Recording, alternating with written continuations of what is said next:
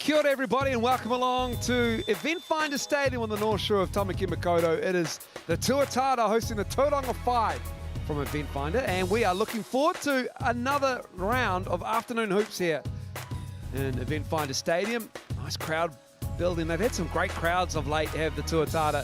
It's great to see the local community getting in behind this team who have been very successful. The Sky Broadband Rapid League team has had an indifferent season, we could be honest, but I love those uniforms from the Tauranga Whai. Casey Frank. What up, Moles? Pleasure to be here on Sunday. About to get into some hot basketball action as this Tuatara squad has been playing good basketball in the Rapid League, but they have struggled at times earlier in the year against teams that like to slow it down, as this Whai team does. Absolutely, and it's a solid starting five for the Whai, and this is how it sits on the Sky Broadband Rapid League. And the Whai just 4-10, and the Tuatara have been, like I say, a little bit indifferent, given that they've got a big shift in the next couple of rounds. More on that later. Yeah, what is important, these teams might not be able to get the Rapid League Championship, but every point they score does count in the NZNBL as well. Very important for the Whai in particular, chasing that sixth spot as we take a look at their starting lineup. Welcome to Akiva McBurney-Griffin. Welcome back from the American Collegiate System at UC Irvine. He's going to help bolster their front line with Carter Hopeboy, Jaden Boucher, Xander Masters, and Tatui Lewis. I know he's your favorite player in the league, Moles. He is. I had him for the Young Player of the Year award, and he has delivered for the Whai. He's got great opportunities, not only in the Rapid League, but also in the NZNBL as well. Tuatara 5 as per usual, and a big in for the Tuatara. Chris McIntosh back from an ankle injury as well, which is great to see. Very helpful to have that shooter come in off the bench. And I'm interested in the matchup between these two bigs on these two teams, because Barrow and Ledger oftentimes are way bigger than the opposition. Not the case today against Hopeboy and Akiva McBurney-Griffin as we take a look at the head-to-head stats. Two of the teams in the lower echelon of scorers across the competition, doing it in different ways. The Tuatara shooting the ball from up close at a reasonable rate. The Whai, a lot of tray balls, and that leads to this three-point percentage. Very low for the Tuatara. They're going to score their points inside, in the paint, in the interior, off of rebounds. It's those made threes per game. If the Tuatara allow the Whai to double or triple them in made threes, it's going to be tough for Auckland to get this win, but if they're able to defend the three-point line with playing with efficiency from down low, the Dinos might have a chance at their home court victory. And we are just about ready to jump this off at Eventfinda Stadium.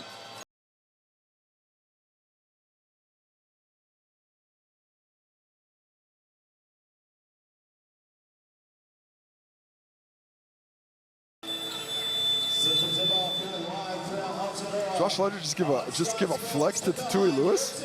I like it. I hope so. I believe they spent a little bit of time together in different areas, but Josh Ledger very excited. That mustache is looking clean. It's looking good, isn't it? Thick and luscious on the top lip. Ruben Fitzgerald with it. Well, I expect the Tuatara, as they often do, go straight to the interior. They like to attack the rim early in their Rapid League games. Great defense by Xander Masters there. Masters with the steal to Boucher. Nice catch by McBurney-Griffin. And Akiva McBurney-Griffin gets us underway. Well, Tatui Lewis coming off that on ball just drops it up high from McBurney-Griffin, who shows the strength that he can display in the first touch. Dalton lost it. McBurney-Griffin going the other way.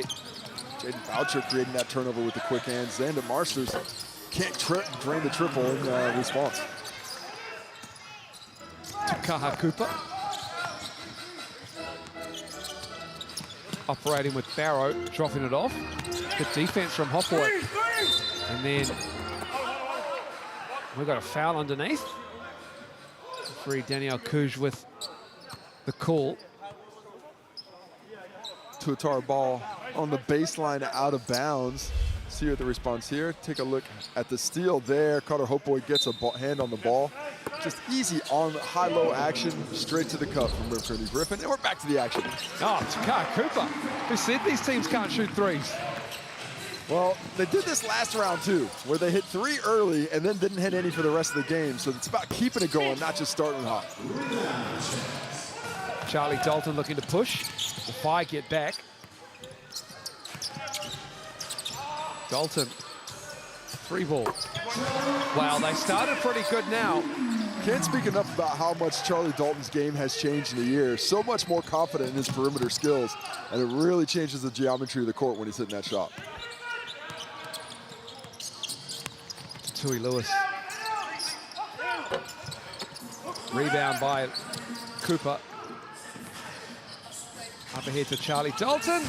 Puts up the runner. Offense from the Tuatara. Getting it done. Love that screen from Barrow. It looks like a post-up, but what he's really doing is occupying Kevin McBurney Griffin so he can't get to the shot blocking opportunity. Masters. Here's Boucher. Good ball movement. McBurney Griffin. Falling away. Short.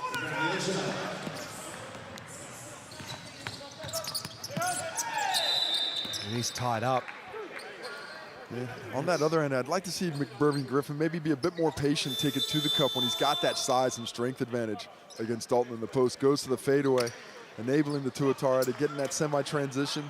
The foul by the Phi stops that, and have to see what they can do in the half court. Take another look at the contact. A little bit of foul there, a little bit of a foul there, and now it's Tuatara ball. Iuli and McIntosh in the game for the Tuatara.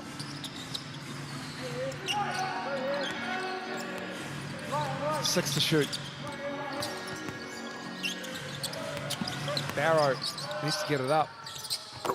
Nick Barrow using all of the shot clock gives the Tuatara their 10 points. That's like a 14-foot hook shot there. Not quite the sky hook, but certainly the range of the sky hook. Nice awareness by Nick Barrow. Understand exactly how much time is left on the shot clock to be able to get that shot off, and just dribbles in. Little shot fake, gets Jaden Boucher up off his feet before he drains the deep hook shot from inside the key. Zion Anderson in the game. Bernie Griffin takes a seat. Tui Lewis tried to find Hopway. Here comes Iuli. Fine, not on the same page offensively, but need to get there quickly on this end as well, where the Tuatara building up a big lead. And we got a foul on Masters, just too aggressive, trying to chase Chris McIntosh over the top of that screen. It'll be shots now for the Tuatara. Third personal foul of the quarter. That's the bonus in Rapid League. And you see that hand there, trying to get over the top, but gets that hand caught in against McIntosh. And Chris McIntosh is really adept at selling that contact without slowing down his penetration or his dribble drive moves. And that enables him to get to the stripe and get that eye in from 15 feet away at the Chemist Warehouse.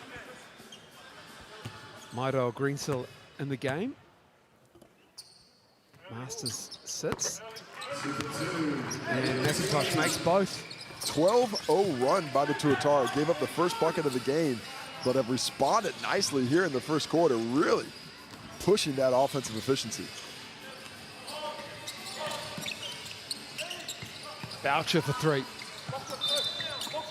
Foul underneath. That's going to be on Iuli from behind. Not a bad foul, because quite possibly would have been an easy putback there. Now, instead, off to the baseline for an out-of-bounds play as the Phi will try and break the code of this tough Auckland Tuatara defense here in the first half.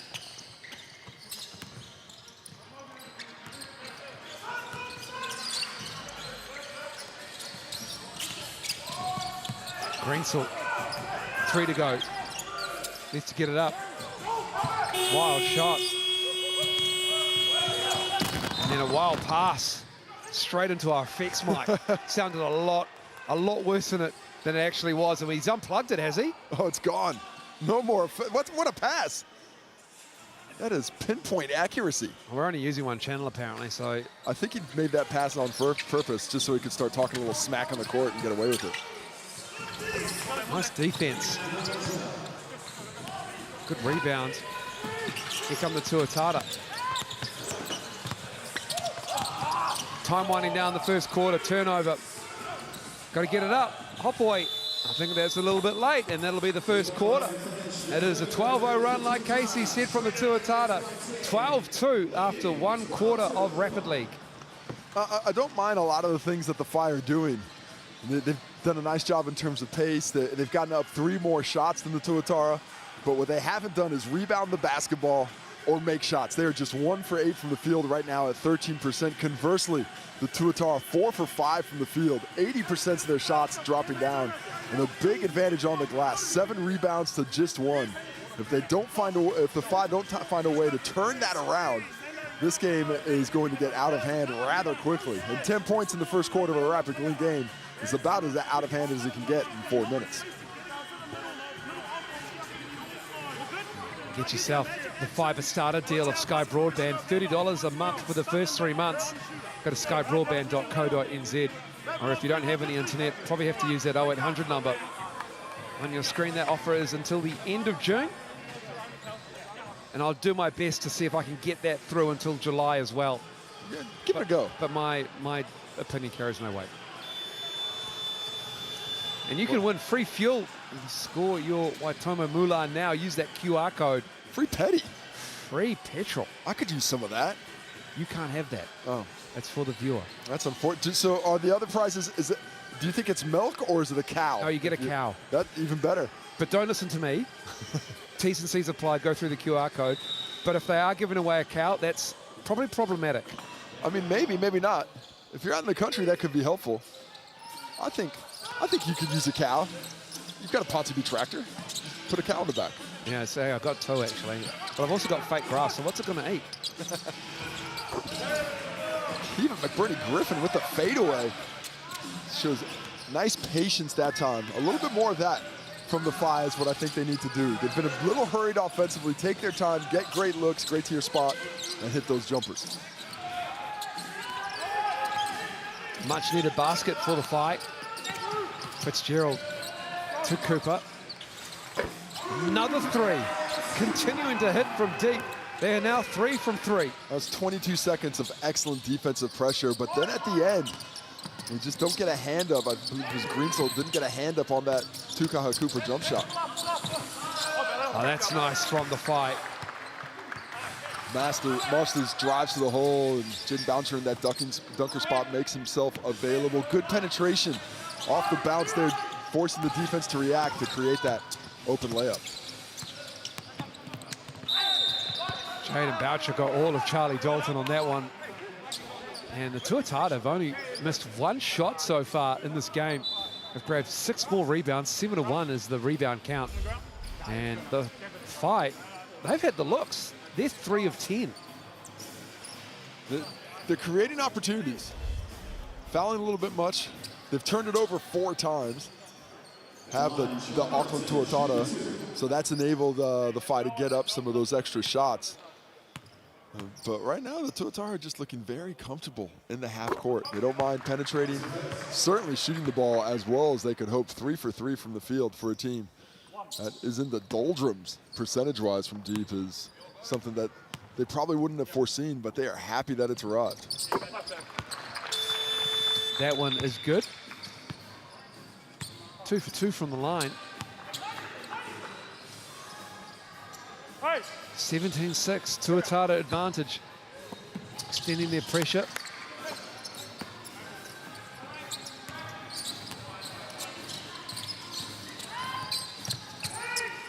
Masters with the ball. With Bernie Griffin, nice work. Off the glass, a little strong. Ledger looks up, finds McIntosh on the outlet pass, gives it back to the big man. Ruben Fitzgerald. Dalton, runner. That's pretty from Charlie Dalton. He had one of those runners to the right hand earlier, that one to the left hand over the defensive efforts of McBurney Griffin. Varied skill set for Charlie Dalton scoring the basketball this season. 9 points for the young man, 3 for 3 from the floor. McBurney Griffin showing his range and knocking it down. McBurney Griffin, he's turned up for this squad. 7 of the 9 points for Tauranga from their newest recruit. I'll lean on his size and length in the main game as well. Cooper's fouled and 1. They are on fire, the Tuatara, in this Rapid League game. They've only missed 1 shot. They're 7 for 8. And it's 1 shot from the field, but they haven't missed anything else. 3 for 3 from 3, 4 for 4 from the stripe. They are locked in right now. And you see a little bit of a touch there on the arm. He also took away some of that landing space. McBurney Griffin tried and get aggressive to dissuade that shot, but Tukaha Cooper was having none of it. He's up to 8 points now. Can he make it 9? Oh, misses the first free throw of the game. It's all my fault. It's all your fault. 12-point lead. Masters spinning. Left hand finish is pretty. When they put the ball on the floor and they attack the rim, they've had excellent results. Just need to get that court spacing out, improve just a little bit to take away those help side opportunities from those defenders on the weak side. Dalton on the wing gives it back to Iuli. Here's Fitzgerald up high. Masters doing a good job defending him. And here's Tukaha Cooper, puts it up. Oh, my goodness, they're 4 from 4 for deep. Feeling it, Tukaha Cooper up to 11 points now. 3 for 3 from behind the arc. He is on fire.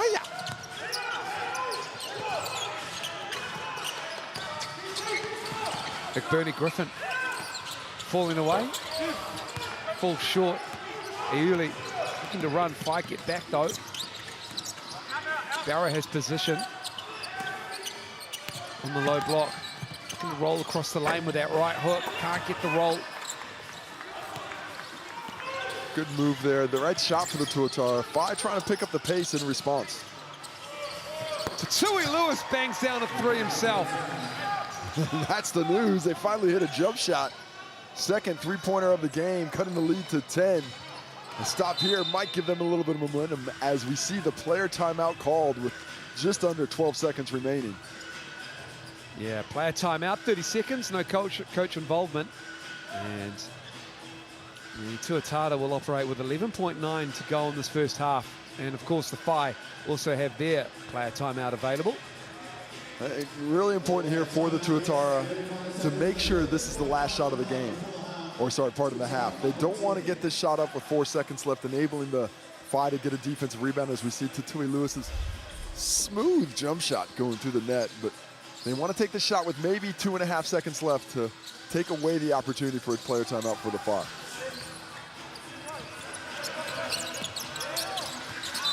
And that will not be the last shot for the Tuatara of this half. The Whai will get it back on the turnover. Once they're going to have a call a player timeout once Jaden Boucher has possession.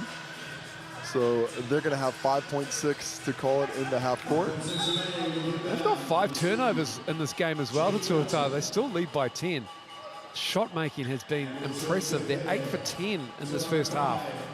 They actually turned it over on the first 2 possessions of the game as well. So improved that a little bit as the quarter went along or the half went along. But finished with a careless look there that just opens the door just a wee bit for this Whai squad to have something good happen before the half, cut it under double digits, and as well as the Tuatara played offensively, to not be up 10 at halftime would be a bit of a moral blow for the Tuatara and a lift for the Whai. Tui Lewis. Finds McBurney Griffin. Barrow with the defense. Masters. No! Knocking it down, exactly what they didn't want. The Tuatara and the Whai get a 3 and close it to 7 at halftime here. Well, it was decent pressure on the ball, but one pass away, not in that line, allowing him to get that catch and get that shot up. Have to be so aware of what is happening on the weak side. You cannot lock into the basketball, and because of that, that gives the Whai the opportunity to close this to 7. And now looking good. Take a look at the highlights of the first half. The Tuatara able to grab that 7-point lead. Charlie Dalton, excellent early, really getting himself involved. He had 9 points in transition from deep to the lane, doing a nice job moving things. Nick Barrow, the steady hand, always available with the deep 3. But then the response from the Whai, more penetration, started doing a better job defensively, slowing it down just enough. The Tuatara weren't done yet. They were finding their teammates getting involved. There's Charlie Dalton, who was excellent in the first half. Second leading scorer for the Tuatara. First leading scorer was this man, Tukaha Cooper, who had it going from deep, had it going from the mid-range as well. 11 points, leading scorer in the ball game. And that range, not what you'd expect from the Tuatara coming into this game. But that's the kind of talent they expect to have, and we take a look at the difference in the efficiency percentages here, Moles. Yeah, it's really impressive. Takara Cooper and Charlie Dalton combined for 20 of the 24 Tuatara points. McIntosh and Barrow, the other two scorers from inside the three-point arc, but that rebound advantage is 3 for the Whai, given that the Tuatara have only missed 2 shots. That's pretty hard to do. Keep that shooting percentages up in the second half, but the Tuatara have barely looked like missing in that first half. Will the halftime break be the best defender in the league?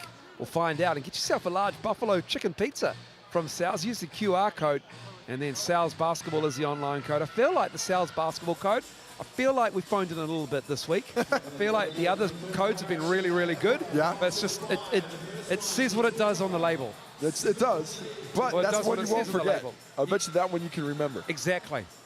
And why not remember? You want a spicy pizza? You don't need a spicy code. You need a basic code to go with a spicy pizza. Too much spice isn't good, as you would know, Andrew Mulligan. I am fine with spice, Casey Frank. I don't believe it. I am great with spice. I do not believe it. Oh, well, we'll find out. Someone get me a spicy pizza. Please. Oh, we're underway.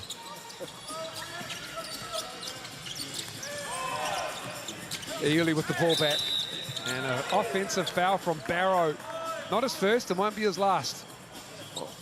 Not a ton of activity. A little surprised that the Tuatara got whistled for that after the contact away from the basketball that was allowed on McIntosh. See this handoff here? Well, his base is a little bit wide, but he's not moving at the time. But by rule, you have to keep those feet in your shoulder width. You can't go wider than your shoulders, hence why he got pinged for that whistle. McBurney Griffin long on the 3 attempts. Ely looking to push.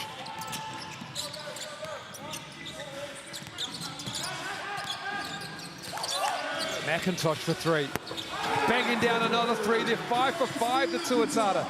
Chris McIntosh is a dead-eye shooter.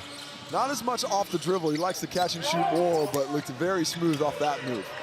Tatui Lewis answers with a 3 for the 5. A lot more frenetic energy here from the 5. They're pricking the pressure up. You see them flip from the full court, looking to try and just disrupt this offensive flow that Tuatara had going in the first half. Tuatara average under 2 threes a game in Rapid League. They've got 5 right now. We've got a foul.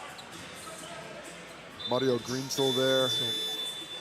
Aggressive again with McIntosh off the ball, trying to slow down those cuts coming off the screen. Dalton and Fitzgerald back in the game. Cooper and Barrow sit down.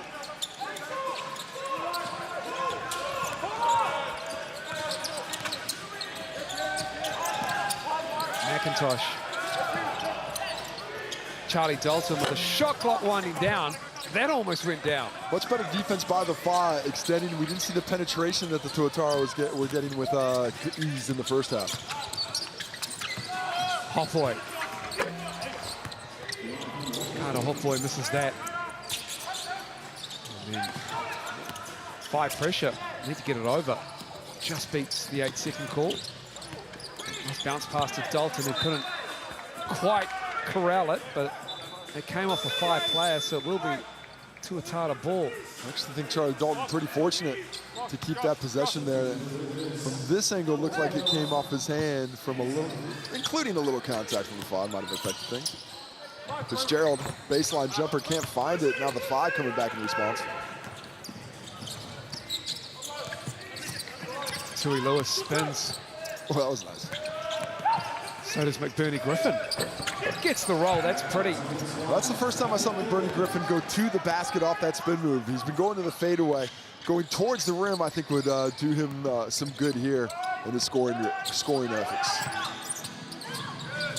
Almost runs Tui Lewis over. 8 to shoot for the Tuatara. Ely to the cup. Is fouled. And that's going to be on, I think, Zion Anderson. It is. 2 shots coming. Had a bit of space there on the drive. Ely, nice little hesitation, the freeze. Comes in, where's the contact? It's on Boucher. And that's the call. Got that left hand in there. Just got him with a snake bite. That's the kind of contact 10, 15, 20 years ago, you would be able to get away with. But now, much more protective of the shooters coming through. Doesn't take much to get you to the line, and that contact on the arm when shooting is certainly worthy of a whistle.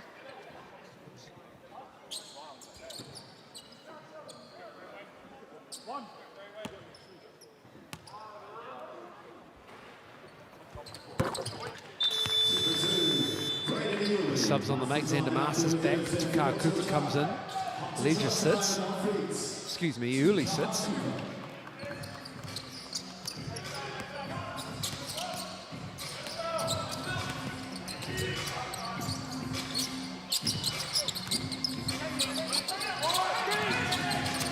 Masters giving it to Tui Lewis. Still plenty of time on the shot clock, working it around to make Bernie Griffin down low, has a mismatch. Dalton Hedges skip pass, Masters has to get it up, blocked by Takar Cooper. They let it go, Fitzgerald, pull up three, knocks that down. The Whai are 6 of 8 from three.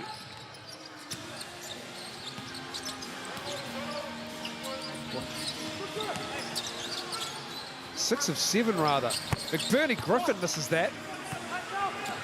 Well, Ruben Fitzgerald's shot was a bit of a no-no yes for the Whai right now. They're just all no-no-nos. Got to get something good going to the basket.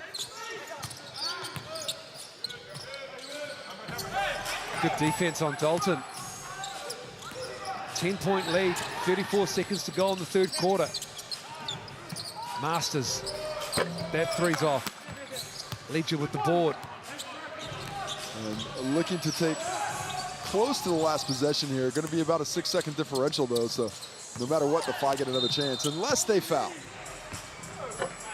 But the foul will be the third personal on the Whai this quarter, so that will send McIntosh back to the Chemist Warehouse stripe. Been really aggressive trying to force the Tuatara off those on-ball screens here in the second half. Initially, it got them coming back towards this lead, but the Tuatara have pushed out.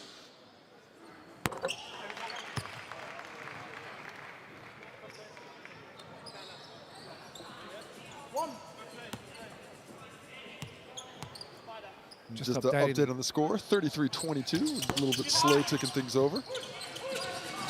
11-point lead for the Tuatara. Shot clock is off for the Whai.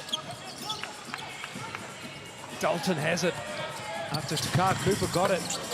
Oh, unlucky to get a finish there. He gets it back. 3 ball. Why not? 7 for 8 of the Tuatara. Arguably the worst three-point shooting team statistically in the game, blowing it up in this game right now. After 3 quarters, they have 36 points. Charlie Dalton's first bucket, or sorry, first attempt at the rim there. Nice athletic move, but Takar Cooper with a heads-up play knows exactly where his teammate is. And Charlie Dalton tickles the twine. Perfection, doesn't even touch that iron. 36-22 the score here. At 3-quarter time, after that big triple to absolutely rip out the hearts of a comeback opportunity from the Whai. Well, the Whai, they have had plenty of looks. And unfortunately, they're only 9 of 23 for this game so far. They need a little fuel, Moles. They need a little bit of fuel. They need some gas.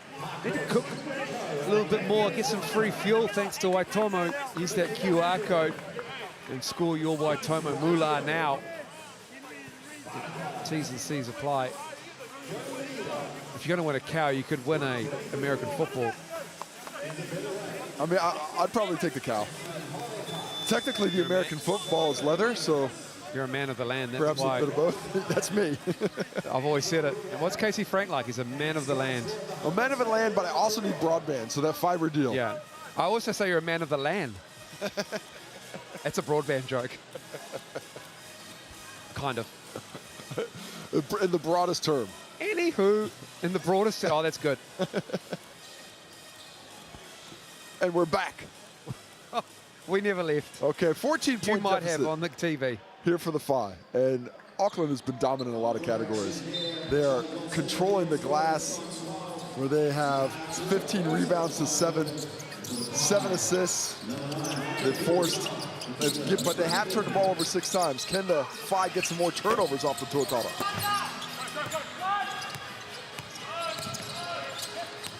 Whai now 4 for 11 from deep. Turnover again. That's 7 turnovers. Oh, nice find. Oh, off the glass and in for Zion Anderson. I'll tell you what, the ball had eyes for the Whai on that possession. Somehow, the Greensel pass finds Zion Anderson, and then he banks it up over the extended Josh Ledger block attempt. Tuatara rushed. This pressure from the Whai, picking up the speed, has them a little bit uncomfortable here with 3 minutes to play and a 12-point lead.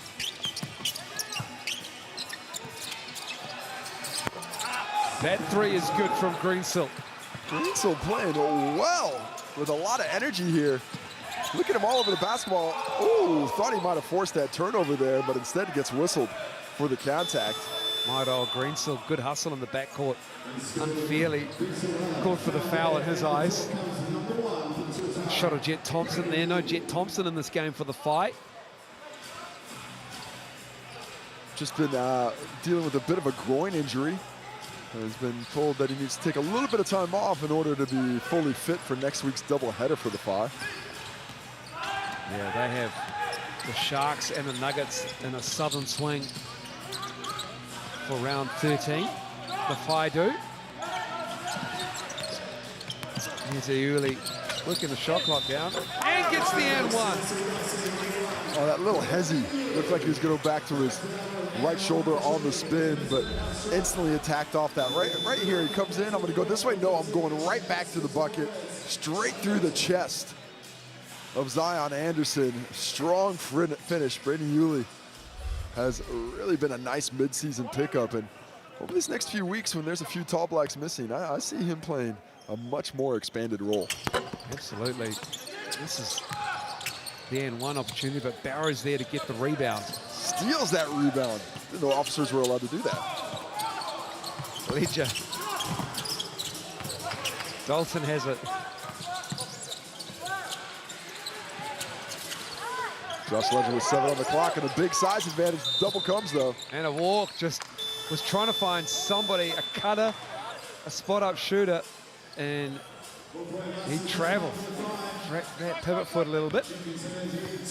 Just needed to be a bit more understanding of how that pressure was coming to him and what he would be able to do.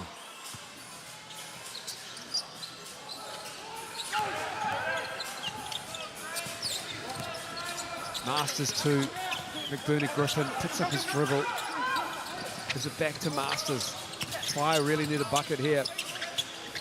McBurney Griffin gonna dance with Barrow, spins, falls away, left it short.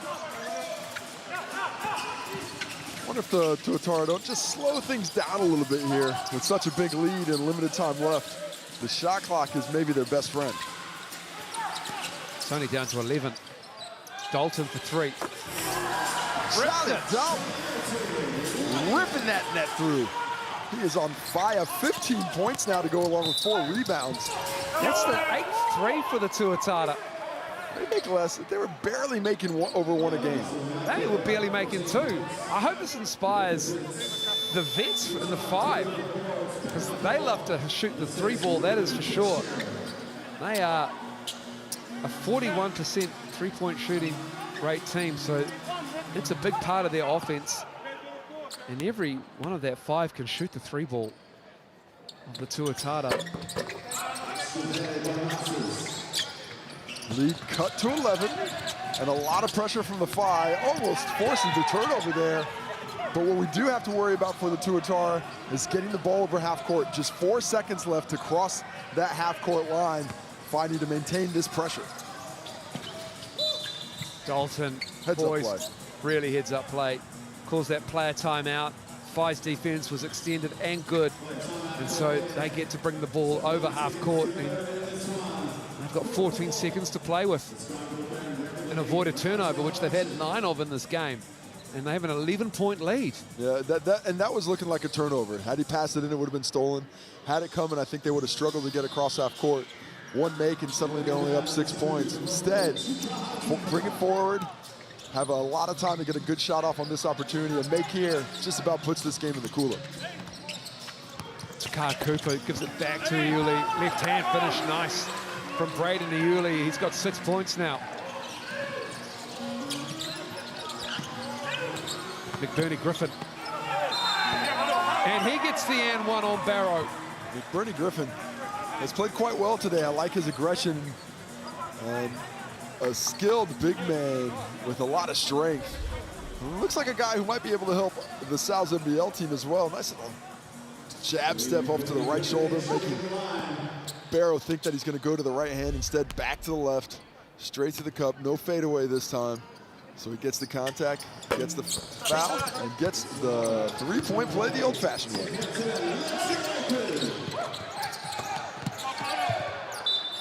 Well, where is this pressure early in the game for the Fire? It's been so effective here in the second half and in this fourth quarter. This is something that maybe they wanted to play with strategically right from the jump, because it is really causing the Tuatara some problems, and that should be an unsportsmanlike foul. Hopwood grabbing the jersey of Dalton. That's very surprised that's not unsportsmanlike. The ball was already inbounded in the air, but you see that grab there. Very fortunate this Carter Hopeboy not to be free throws and the basketball. Instead of just going to be free throws for Charlie Dalton. Well, they've been chasing the game literally since the jump. They got the first basket, and then they gave up 12 straight points in the first quarter. The pressure has been pretty good, but the shot-making ability of the Tuatara has been so good. 14 of 21 from the floor. And that run there to start the game is the difference in the ball game now. That's their 10 points, 10-point lead. Those buckets that they were able to create with energy, execution early in the game have sealed this game with 1:14 left. Dalton gets the roll. He moves to 16 now. 4 rebounds and a steal for Charlie Dalton. Another Fire miss. 13 of 30.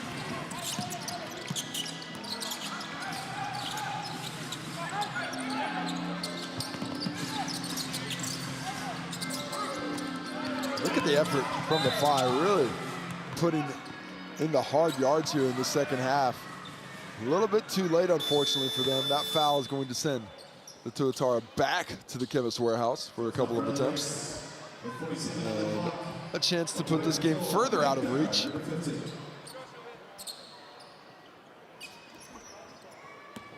Fitzgerald at the line. 4 assists for Ruben Fitzgerald. That's the first from the Chemist Warehouse line.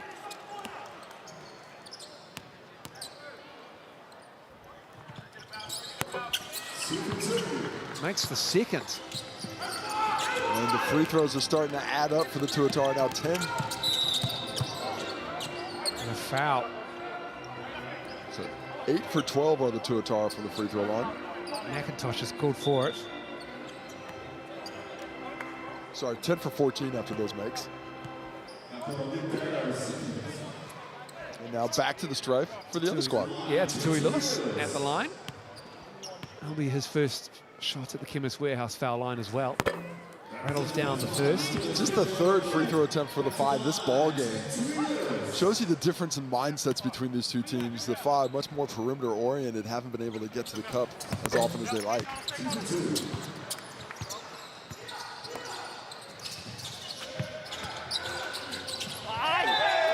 Again, good pressure from the Five. But too little, too late. But something they should put in the toolbox moving forward for this Rapid League team, this full court pressure with the athleticism and size of McBurney Griffin and Carter Hopeboy. Maybe a recipe for a bit more success.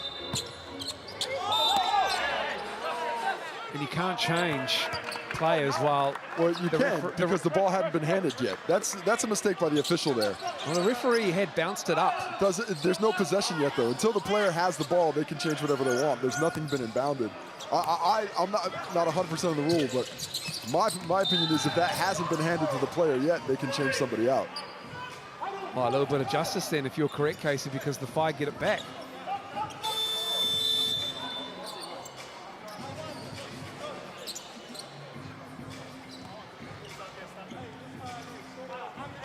Carr Cooper sits. So does Ruben Fitzgerald.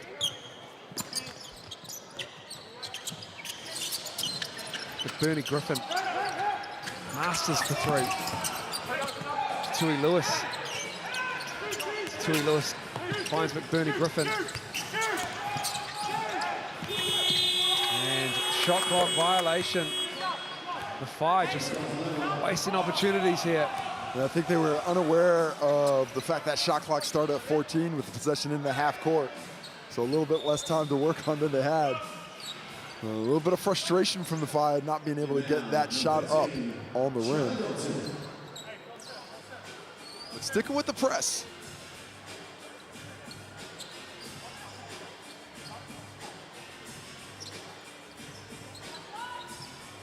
Dalton ready to get us back underway. Charlie Dalton tried to throw it off the back and somehow still got to McIntosh. That's the type of day it is for the Tuatara. Even when the things they're trying don't come off the way they envisioned it, it's still working out. I mean, that type of game, yeah. The Fire are going to be hoping that it doesn't continue into the Sal's NBL. They have a tough task on their hands against the Tuatara squad. Hot Boy is called for the foul, and it is Ledger at the line. A late parade to the free throw stripe. Chemist Warehouse getting a bit of a workout. 10 for 15 from the free throw line now are the Tuatara, compared to 4 for 4 for the Tauranga Whai.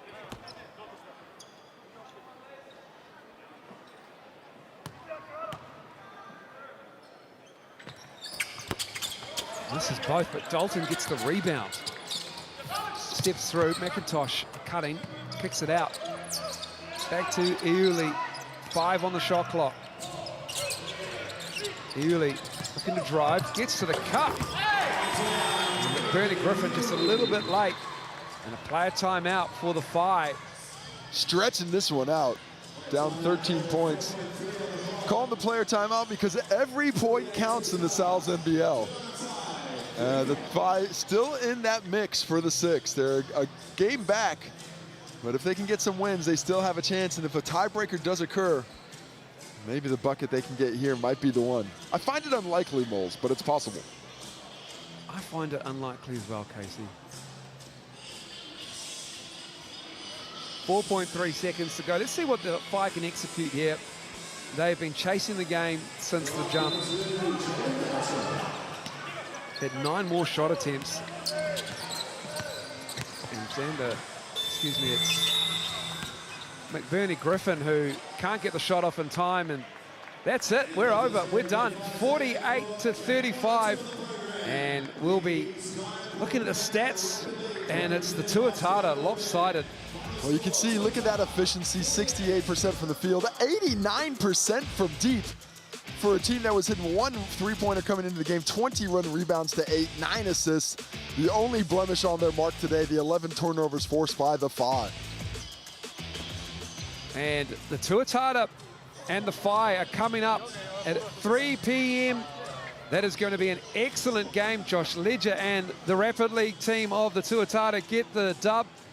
And until 3 p.m., we will be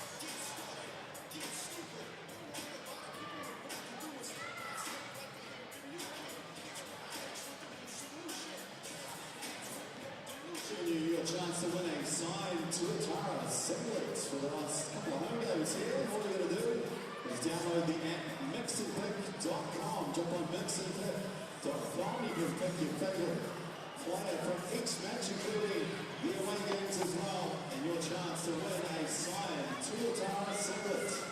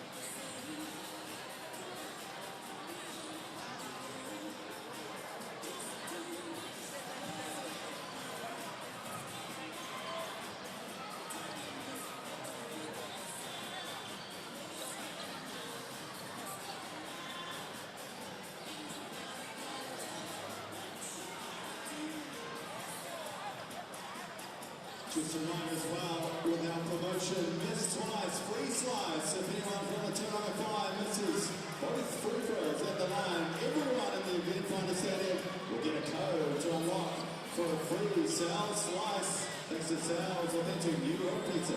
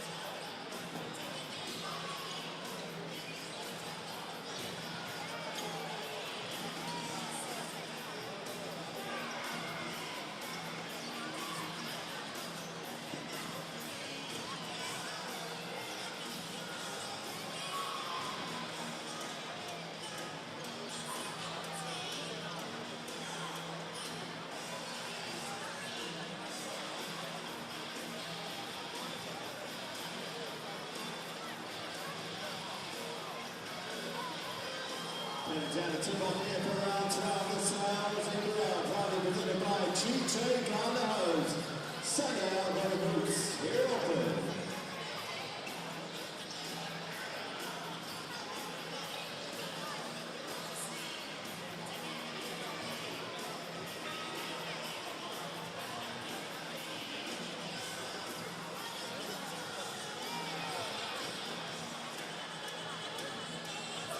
A few moments ago, we're welcoming out our team from Tauranga Whai.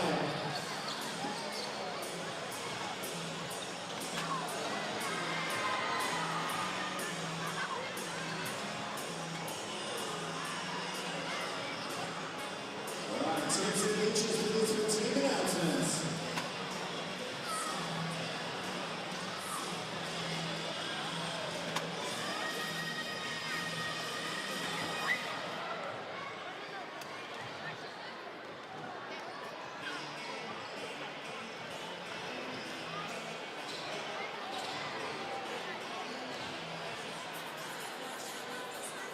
Teams and beaches, please, we're about to welcome out.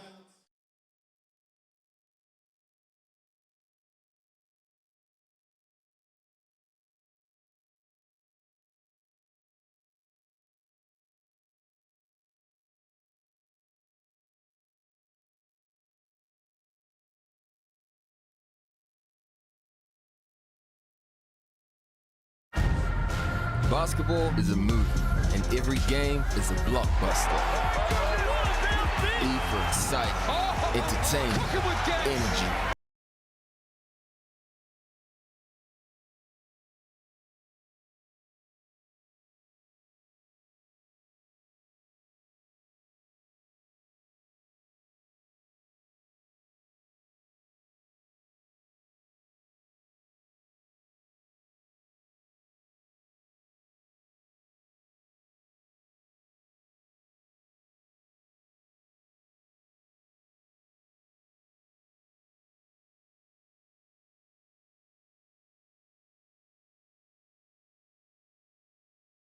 Rams and ending their 10-game winning streak Rob Lowe and his teammates looking for a bounce-back win here against the Tauranga Whai, who are running out of game to try and make the 6th spot.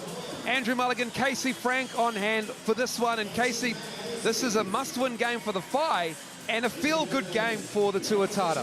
I think that's a great way to describe it. The Tuatara coming off that disappointing loss, but not playing good basketball in that loss. So they want to get back to their best that we were just a couple weeks ago. For the Whai, they are on that precipice of getting eliminated. And if they go down by either of those scores today, they, in my opinion, are going to be out of that finals race. Yeah, it's a tight spot there that they're in at the moment, and that's how you can vote as to who will win the game and by how much for the Tuatara side of the voting. And will the Whai get the win? Just 7% on the mixandpicks.com poll, and through that QR code, use the app. It's a beautiful experience. And here is what it looks like so far in round 12. We are the penultimate game, a banger of a game to come between the Bulls and the Saints, but it's been an up and down round, to be honest, Casey.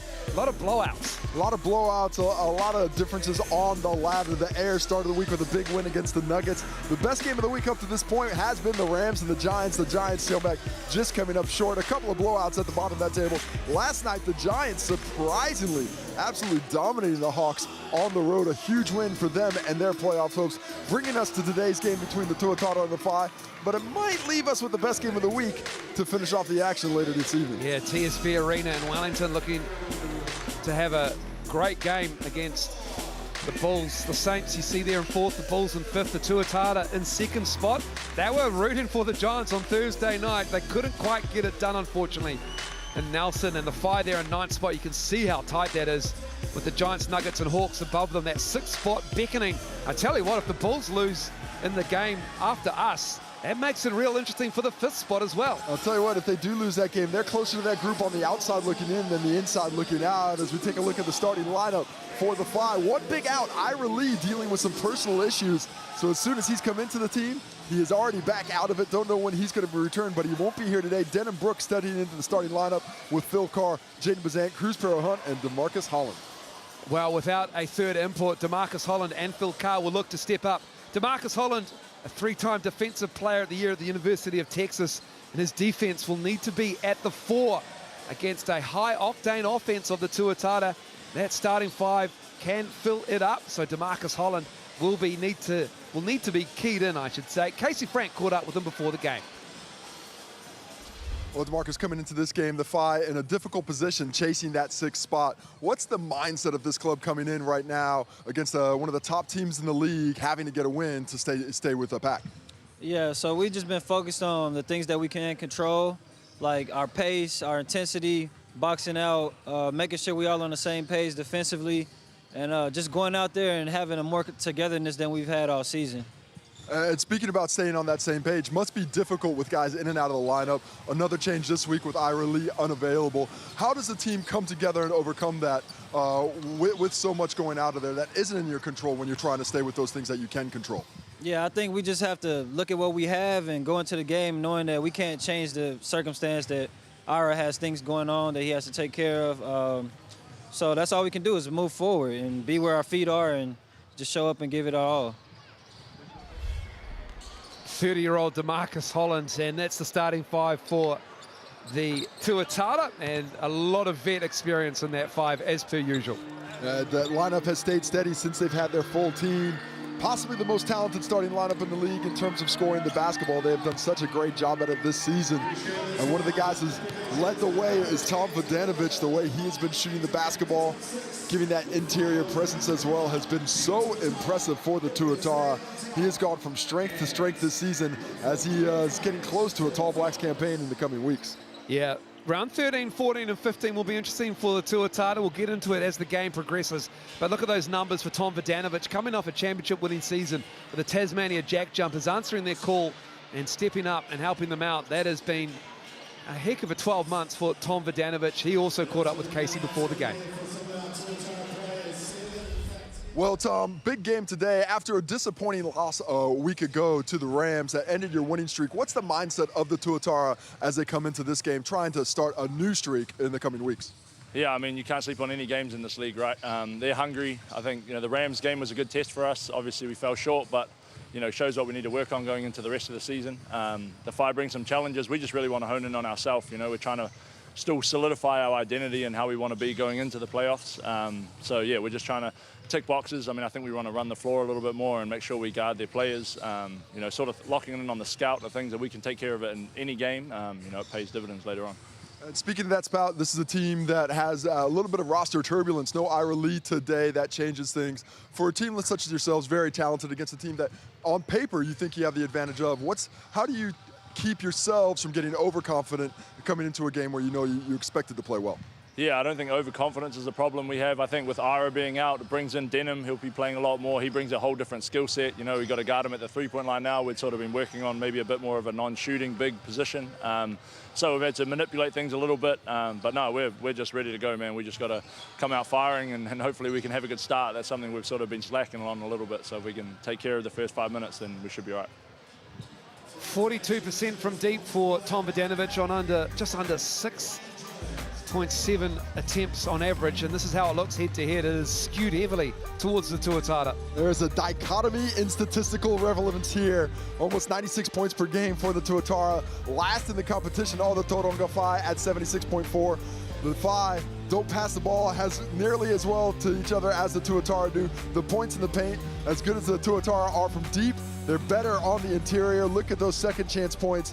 If the Whai do not find a way to play above the size they have on the court, this could be a field day for the bigs in the low post, especially in this offensive glass and on those second chance opportunities. Around 76 points a game just isn't quite going to get it done for the Whai in the NBL, especially when the Tuatara score close to 96 a game on average. And so it could be a blowout. We'll see how it goes, though, for the fight. They'll look to fight and scrap. They have been surprising, to say the least. And in their inaugural season in the NZNBL, Matt Lacey, head coach, has done an excellent job. They've seen Vance Jackson Jr. head off, and then they've also had Ira Lee come in, and he's out for personal reasons. How long for? We'll keep an eye on that. But Cruz, Pero Hunt, Jaden Bazant, the Kiwi guards, know this team pretty well, especially Cruz Pero Hunt, who was a Tuatara player last season. He was, and he's coming off his worst game of the year. 0 points his last time out. And I expect him to come out extremely aggressively. Coming into the season, I thought he was going to be taking that next step forward, and he's got that kind of offensive ability. Teams have really been loading up on him because the Whai don't have a lot of options with the ball in hand outside of Bazant and Cruz Pero Hunt. If the Tuatara tonight can make the job difficult for those two, it's going to be very tough for the Whai to stay close with the scoring ability they have on court. Coin referee Ryan Jones will get us underway with the tip. And it will be Rob Lowe and Phil Carr to jump.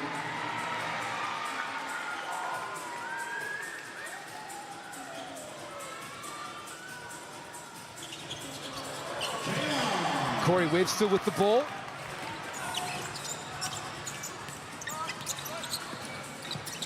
And that clean navy uniform.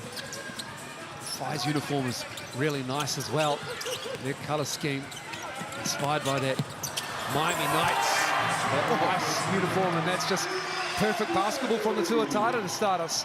Pinpoint accuracy from Cam Glidden as Corey Webster fouls Holland on the drive to the basket.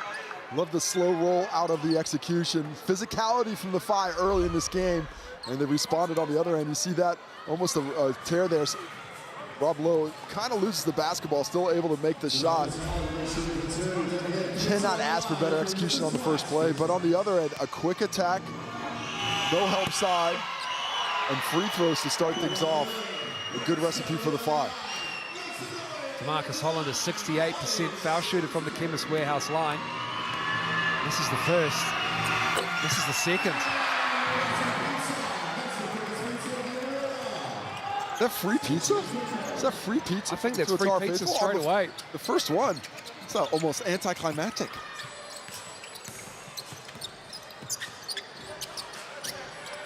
Vodanovic.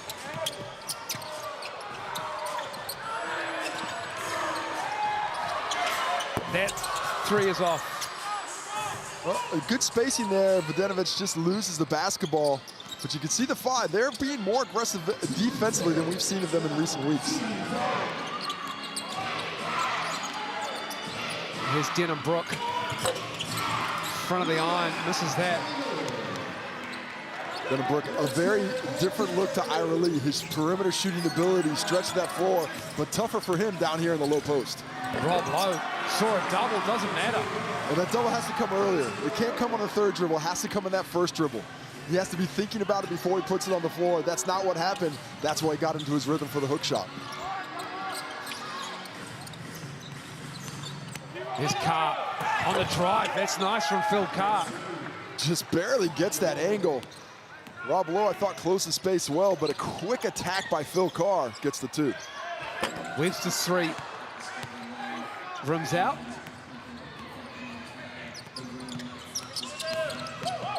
Pero Hunt kicks it to the corner. Phil Carr looking to stretch the floor. Denham Brook, excellent work on the glass. Another opportunity for the Phi. And Phil Carr, he got hit, and it counts. I think that was landing zone. Didn't see exactly from our angle what Ruben Tarangi did on that one, but Phil Carr cutting without the basketball, make himself available. Nice pass by Denham Brook right here. There you see the jump shot, gets a little closer. Got him on the arm. A little snake bite. The snake bite action, and just like that, Phi have a chance for the lead, and they take it in the Chemist Warehouse. We saw this from the Tuatara the last time they played the Phi. They were off to a very slow start before dominating the fourth quarter. But this Phi squad making things difficult with some grimy defense here in the first quarter. Lowe gives it to Webster. 5 to shoot. Rob Lowe, great position. Next execution from the Tuatara. 6 points for Rob Lowe. He is touching them all right now. Doing fantastically well in the low post off these rolls. Holland. Carr on the pull-up. Knocks that down. Phil Carr, he's off to a hot start himself. Well, he's an excellent shooting big man, and he's got a lot of space early in this ball game, taking advantage of it. See if the Tuatara don't adjust their game plan.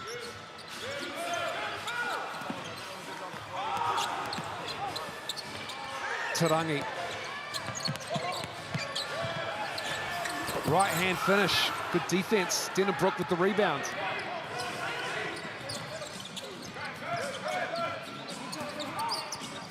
Jaden Bazant operating on the big of Rob Lowe. And that's Vidanovic as he bounced over the backboard, didn't touch anything, and he just grabs it on the other side. That's a nice rebound there, comes in. With 6:30 left in the corner, the Tuatara trying to find some space offensively. The Phi giving them none of it. Glennon lost it. Pero Hunt.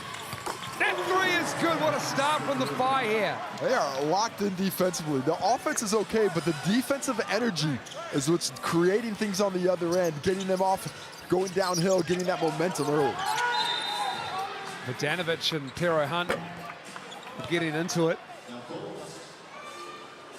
Tom Vidanovic is so good at getting wound up in there. He's so strong. He's twisted steel. He's not one of the bigger guys in the competition, but when you run into him, you feel it time after time. You see a nice, good screen. He just rolls open into it. And Cruz Pero Hunt's got the arm on one side locked up, got the other end. And that's something, that's a little hole that a lot of players can get away with for a second. Double foul, what did Tommy do? That's hating on the big man. Foul line, kick out. Iuli in the corner from Tarangi. Carr with another board. Like the decision, oh, Holland 1-1.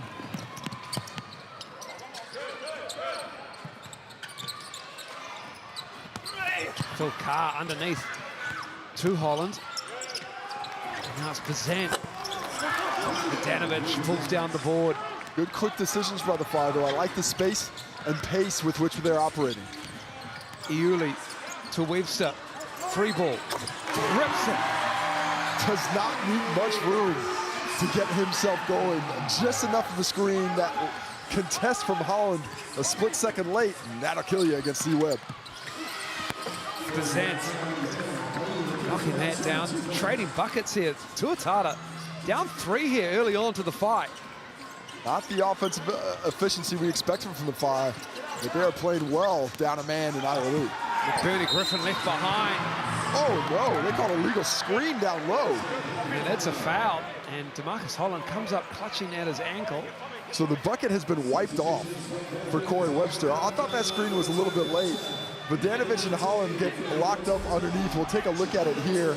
It's coming off the screen. See Tommy V, very similar to what he did to Cruz Pearl Hunt. He just gets down, he's coming down. Well, I don't see what the foul is there on Tom Bogdanovic. That's just DeMarcus Holland not being strong enough to get around and Tommy V getting punished for it.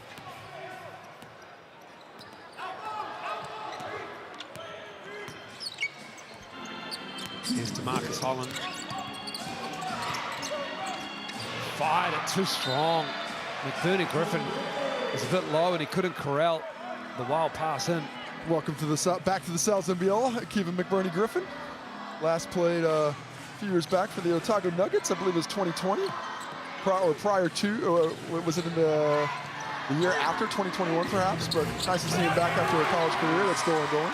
He won the chip in 2020 with the Nuggets, Casey, you're right.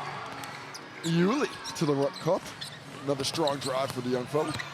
Holland along the baseline finds Tero Hunt. Out of bounds. And unfortunately is out of bounds, so that's a turnover for the Phi. Spacing good. Let's see if the Tuatara don't start to pack it in a little bit more right now. The Phi haven't been aggressively looking for those deep balls, but they have been penetrating with a lot of aggression. Another turnover, this time it's the Tuatara. Read by Phil Carr laying off. Tero Hunt left it short. This game is being played at a high pace. I wonder if the Phi are going to be able to keep this up for 40 minutes. So you're right, Casey. Their pace was around 75, so one of the slowest in the league, if not the slowest. Dalton runner. That's nice from Charlie Dalton, and the Tuatara take the lead. That shot, he comes with so much confidence from that young man now. That shot, I don't know where that shot was, but it was definitely in high school, and it wasn't here last year. 100%. That is that in-between game, the ability to get a shot off, a little runner, a little floater game in that area, so important for players. And nice to see that kind of maturation of Charlie Dalton's game. Well, Cam Glidden and the Tuatara, they have a rocky road coming up over the next 3 rounds. 3 of their 5 are on Tall Blacks duties. He caught up with Casey Frank to talk about how the schedule and the lineup will work for them. Well, Cam, a big week upcoming after this. You're losing a lot of players, not just some Tall Blacks, but also guys to some of the younger age group world championships as well. It's going to really change the process of what you guys are going through as a club, just you and Rob as that leadership group. What's it going to look like for the Tuatara over those coming weeks when you're trying to lock down the top 2 spot and home court advantage? Yeah, it's obviously going to be different. I mean, at training at the moment, we get near 20 guys there, and it's very competitive, and we can get up and down a lot, but when all those guys leave, it's going to be different for sure. But I think another positive of the Rapid League is these guys are ready to play. They've been playing all season long, and just stepping up with the minutes in their role is all we're looking for, and filling the void of the guys, but also bringing their own skills to the team. So I'm looking forward to it. I'm looking forward to seeing how the young guys go, and obviously Nick Barrow and C-Mac, some of our older guys off the bench, can play a bigger role as well.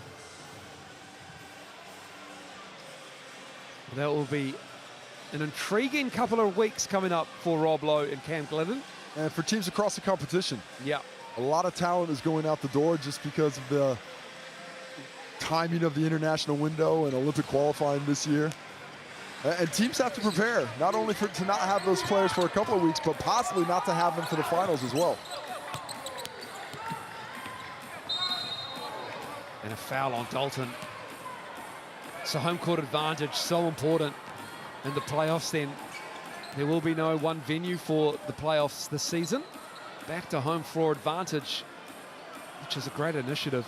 Also, teams, I think the Tuatara in particular, looking to lock in their venues.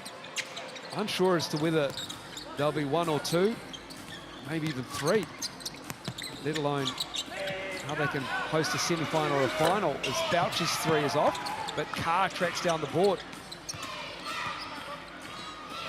Carr, step back. No, a lot of fans of teams have been wanting home floor advantage throughout the postseason, and they get it this season as Carr puts it down, and we got a timeout. Aaron Young and the Tuatara want to talk about it. We had a couple players leaking out there, and possession gets lost. finishing possessions. And coming off that loss to the Canterbury Rams a week ago, finishing things would have been a big message in the week of training. They had that big lead, were unable to get it. Now let's maybe take a look at what's being said inside this huddle for the Tuatara as he tries to get him back on track. For the zone, you're at the 4. Run our action. 5, you come into it. Make sure we get underneath. Actually, sorry, you play the 4. You're at the 5 if they're in zone. Hey, it's just about finishing plays. We're solid, and we just give them another line. Be solid, gotta make our hits. Defensively, let's go. Next possession down, 15. 15, steer them into it. That includes the first side drag. That includes the first side drag. Keep it in front. Sub's coming. 18.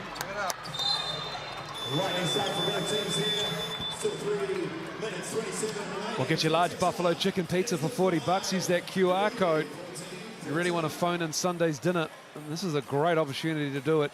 Once you're through the QR code, use Sal's Basketball.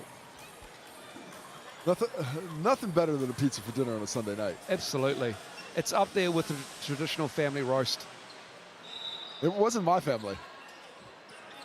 Well, you were from northeastern USA. Originally, yes. Originally. I'm a citizen of the world now, Mo. You certainly are. We're all in just your world. We share it. Everyone shares it. Iuli finds Dalton underneath. Pretty pass. Excellent spacing. Charlie Dalton, timely flash right to the dots. Iuli, that's his 6th assist on just 1 turnover this season, leading the league in limited minutes in that assist-to-turnover ratio. Tui Lewis off the bench. And he travels, just dragged that pivot. Well, the switch that time causing some problems. And I think switching with Phil Carr is an excellent strategy to attack his shooting ability. He doesn't want to post as much. He's got that ability, but he's always popping out. And by the time he recognizes he's got one of those smaller players on him, it's too late to effectively attack. That time, you can see the advantage of it when it's done nicely. Carr takes a seat. Denham-Brook returns for the fight. Here's Iuli, power dribble off the glass, and then Braden Iuli. Not a lot of space to get that shot off, but impressive shot making by Iuli off the glass for that finish with the soft touch. 4 points for him. And then McBurney Griffin just rolls right into Josh Ledger. Iuli actually is the one who took that charge underneath. Braden Iuli coming over to help out. Excuse me. And we see it, not a lot of space for Kevin McBurney Griffin as Braden Iuli puts himself on the tracks as that train is coming through. That's a tough position to find yourself in for Braden Iuli. He does not mind the physical game, though. He is, if anything, searching for it. Dalton takes the 3, but underneath there was contact, and that's going to be on DeMarcus Holland. Well, that was what Tom Vodanovic was speaking to earlier when he got called for the foul on the roll, was, hey, he's holding me. Why are you calling me for a foul? Well, this time he gets pinged on it. See, he's rolling down. He jets open, and you see that Hansen behind him that time, pulling on him. Webster misses. Dalton looking around, and now Iuli has it. Cam Glidden finds Charlie Dalton in the corner, and he knocks the 3 down. Charlie Dalton, infectious energy, first getting that offensive rebound tip. Cam Glidden, what an unselfish play to kick it to the young fella for the corner triple. They love Charlie Dalton in this team. They were excited upon his return a few rounds ago. And he's providing offense. He doesn't even hesitate. He's taking those open looks where it wasn't the story last season as Bizant's 3 is off. And we've got a foul underneath. Is that on McBurney Griffin? Yeah, it is on McBurney Griffin underneath, trying to get that rebound. That is an unfortunate couple of offensive possessions for him, because I thought that was a decent job attacking the glass, but he does it, unfortunately, against the rules with the push. And this has been quite the run by the Tuatara, 7 straight, I believe, after coming out of that timeout with a renewed enthusiasm and energy. Here's Webster. Finding Vodanovic. That 3 is off. McBurney Griffin pulls down the board.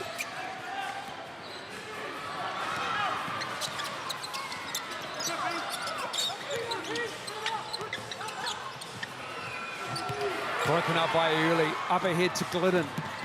Pull up three. Nothing but net for Cam Glidden. Cam Glidden is looking very in control of his skill set today, making good passes, and the balance on that fast break three-point opportunity, extremely impressive. Bazan to Tui Lewis.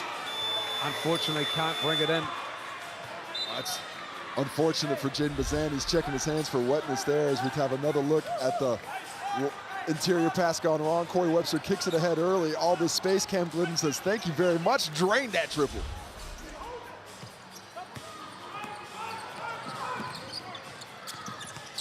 Webster looking for somebody to cut. Rob Lowe. Well, I don't understand. They were going to call an offensive foul on Corey Webster there. With the hook. And then it wasn't a foul call. It ended up being a travel from the weak side. Yeah, travel. Mikey Graham comes from the top, calls it travel, so no foul for Webster. Two different calls made. They go with the turnover on the travel. And it's DeMarcus Holland on the fall away. Not an easy shot, but he's able to drop that one to stop the bleeding, and Cruz Barrel Hunt's got another opportunity. Oh, that's big. That's a 5-point swing right there. 23-13 it was a moment ago. Suddenly, the Five back in this ball game. Tuatara with a chance to close out the quarter with a bit of positivity with the bucket here. 5 straight points rather. Tarangi. 4 to shoot. Webster loves a late clock. And first quarter is over. Tuatara in the fight. And an entertaining game of basketball here at Eventfinda Stadium. It's the hosts with a 5-point lead back after the break.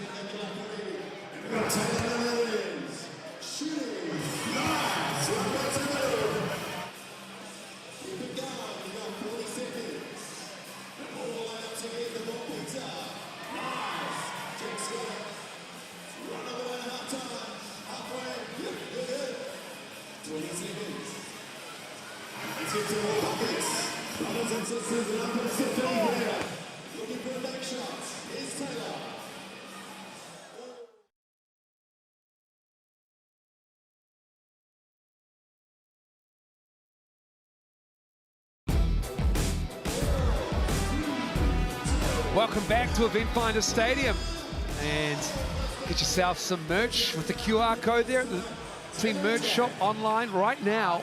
And get yourself one of those Fire jerseys. They're Fire. Nice clean uniform of the Tuatara as well with the navy. And that is the QR code, thanks to our friends at Belgravia Apparel and New Balance, fitting out the league. Got your jerseys, got your hoodies, options galore. Well, head coach of the Tauranga Whai, Matt Lacey, joins us now. Matt, how did the pace suit you guys in that first quarter? You looked dialed in. Yeah, we want to play with pace. So I thought that, you know, we were good there when we got it in transition and push. So yeah, we're happy there. You got off to an excellent start, 12-9 run, then the Tuatara going a 14-1 push. How do you stop the Tuatara from getting on those runs that start to put that game a little bit out of reach as the Fire on their own run right now? Yeah, I think we've just got to take better care of the basketball. You know, I think their three balls are coming off of, for the most part right now, which is turnovers and no boards. So, and that one. But ultimately, I think we're doing a pretty good job in the half court. Thanks, Matt. Appreciate your time. Good luck. The response by the Phi after that 14-1 run, they have come out, scored 8 straight points to get back into the ball game before missing Ruben Tarangi on that triple there. Down to 7 now. Here's Phil Carr. Stepping over and back. Rob Lowe bends down to pick it up. Across court to Glidden. Glidden gives it back to Vidanovic. Tui Lewis does well to get in front of Corey Webster, who goes to his left, falls away, can't get the roll. Vidanovic, excuse me, it's low on the glass, and he is affecting another possession for the Tuatara with his hustle. Rob Lowe, the lone Navy jersey amongst 3 white ones there, is able to keep possession for the Tuatara with that hustle.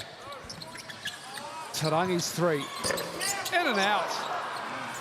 But just looked like he shifted off balance at the last second there, sort of deciding very late in that catch to shoot. Oh, great cut, great pass, Phil Carr to Denenbrook. It's that cut. Off that screen, Denenbrook rolled really hard in a straight line to the bucket, making himself available, making it very difficult for Corey Webster to dissuade that pass on the interior. How deep the Tuatara have to make their catches in the half court. Just no penetration. No Ira Lee for the fight, replacing Vance Jackson Jr. And unfortunately for Ira Lee, he's out. Rob Lowe again trying to get an offensive board up and in, but this time it's going to be 5 ball, and Ryan Jones, the coin referee, telling Aaron Young, tell your bench to simmer down. We'll take another look at it. Ruben Tarangi unable to get it. Rob Lowe has that first one, just has a bit of a power outage. Looked like Cruz Pro Hunt might have got some arm. And then a hand there. Possession staying with the 5, a chance to tie it up with a triple here. Ambitious. Very ambitious. Phil Carr was almost looking for the handoff when Cruz Pro Hunt went back door. That did not create a lot of angle for him to make that pass.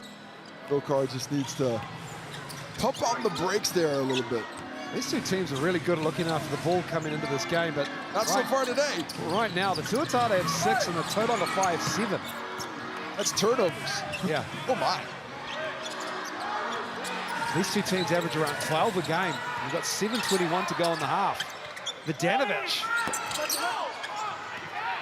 11 for 24 are the Tuatara from the floor. Tuatara are unable to take advantage of these switches right now, so the Fire are going to keep doing it until the Tuatara punish them. Hand off to Bazant from Brook. 2 Bulls players with the fight. Nice patience, nice cut, tough shot. Holland.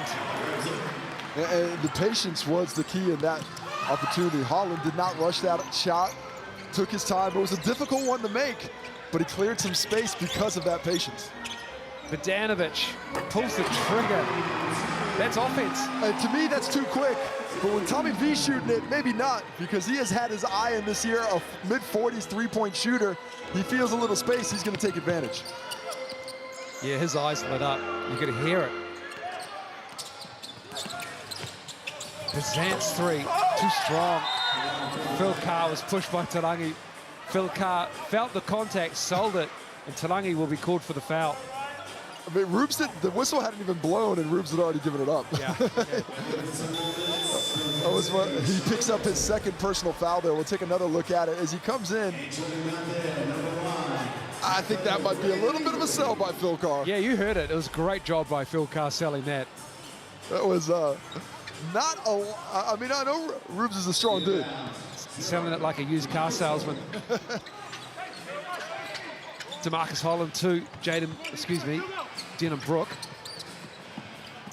Pero Hunt up high. Jaden Bazant's in the corner. Pero Hunt spins though. 3 to shoot. Tom Vidanovic doing a great job, but he gets him up in the air. And Pero Hunt uses all of the shot clock. Patience again. I mean, excellent defense, really harassing him, but he took his time and found a great look with 0 on the shot clock. Here's Vidanovic spinning down low.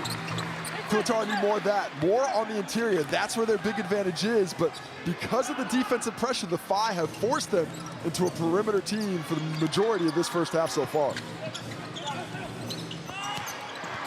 A rocket left behind DeMarcus Holland by Denenbrook, and Corey Webster comes away with it. It's too late to recognize that cut, hits the turnover. Vidanovic is unconscious from 3. That was so well defended, but Tommy V just needs a sliver of light. Is that 8 straight for Tommy V? He is getting hot, getting confident from behind the arc, playing excellent on the offensive end right now, and punishing whoever's trying to guard him. He has scored points in a hurry, up to 8 points now, and all in these last few possessions. A couple of deep threes, a post down low, showing off the full skill set that he has in the repertoire. Timeout for the Whai here. Matt Lacey, former Tuatara executive as well. That's Tommy V, and he goes to be ready to switch that. Okay? Hey, as we're coming down in transition, pretty much 10 out of 10 times we're waiting for the drag, right? It just slows us, okay? So we can go 4 quick here with Phil. We can get a 4 high, right? Just a little bit more variety. I like the head tap, but let's try and go to cruise, okay? Can't have that turnover, right? We got to be a little more efficient here, a little bit more efficient, okay? Hey, 2 threes right there. Let's reset. Here we go. 5 on 3. 1, 2, 3. Together. Here we go. Talk to each other. Head tap. Excellent job by Matt Lacey, coming in, putting together a competitive roster, picking up 5 wins. And doing it with roster turbulence. Imports in and out, imports arriving late. Thought they were going to have Sam Meninga as the basis of this team. Haven't been able to do that. And it's one thing to do a nice job coaching with a squad when you're settled, when you have everybody. But with personnel shifting like that, as often as it has happened to the Whai this year, that makes the job he's done even more impressive to stay in that finals hunt. Marcus Holland just puts an elbow into the back of Cam Glidden and pushes him out of the way. With Bernie Griffin. Off the hand. That's a steal, surely, for Cam Glidden. Charlie Dalton barrels in to Marcus Holland, and no foul call. You heard Holland's opinion about it. Well, he sounds like my 10-year-old. We see the drive here. Charlie Dalton. I see the point of Holland. Yeah, no, Marcus Holland has a point. He is sliding a little bit. I don't know if he's in perfect defensive position. I'm being glib, of course, but yeah, that's good defense in the eyes of the Whai fans, and of course to Marcus Holland. And Charlie Dalton, he was determined. He predetermined that drive. He wasn't reading what's happening. He was going to get to the cup. Holland read it, but it's still a 7-point deficit for the Whai, and a chance to get bigger with his C-Web jump shot. Corey Webster off on that one. Well, Webster's just 1 for 6 so far. Holland left it short. Nice job by Dalton to get back in that play. Good communication to get that switch and get a hand up to affect that jumper.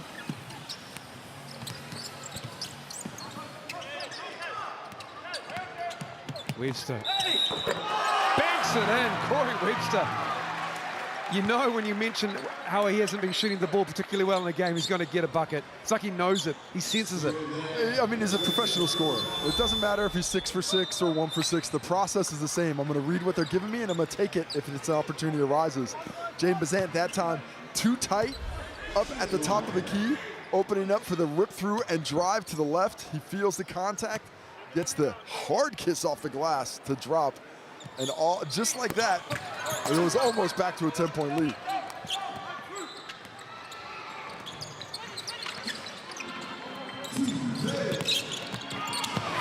Phil Carr spinning. And a foul. Is that a foul on Dalton for being in the landing space? It's a foul on Rob Lowe, I think. I think he said Rob Lowe. Okay. Yeah, it's a foul on Rob Lowe. Take another look at it. Phil Carr. Well, we heard what Marcus Holland was upset about coming through. Well, that's not a lot of contact there. Either way, Phil Carr to the line. Just 2 field goals in this quarter for the Whai. Tuatara's defense has stepped up here.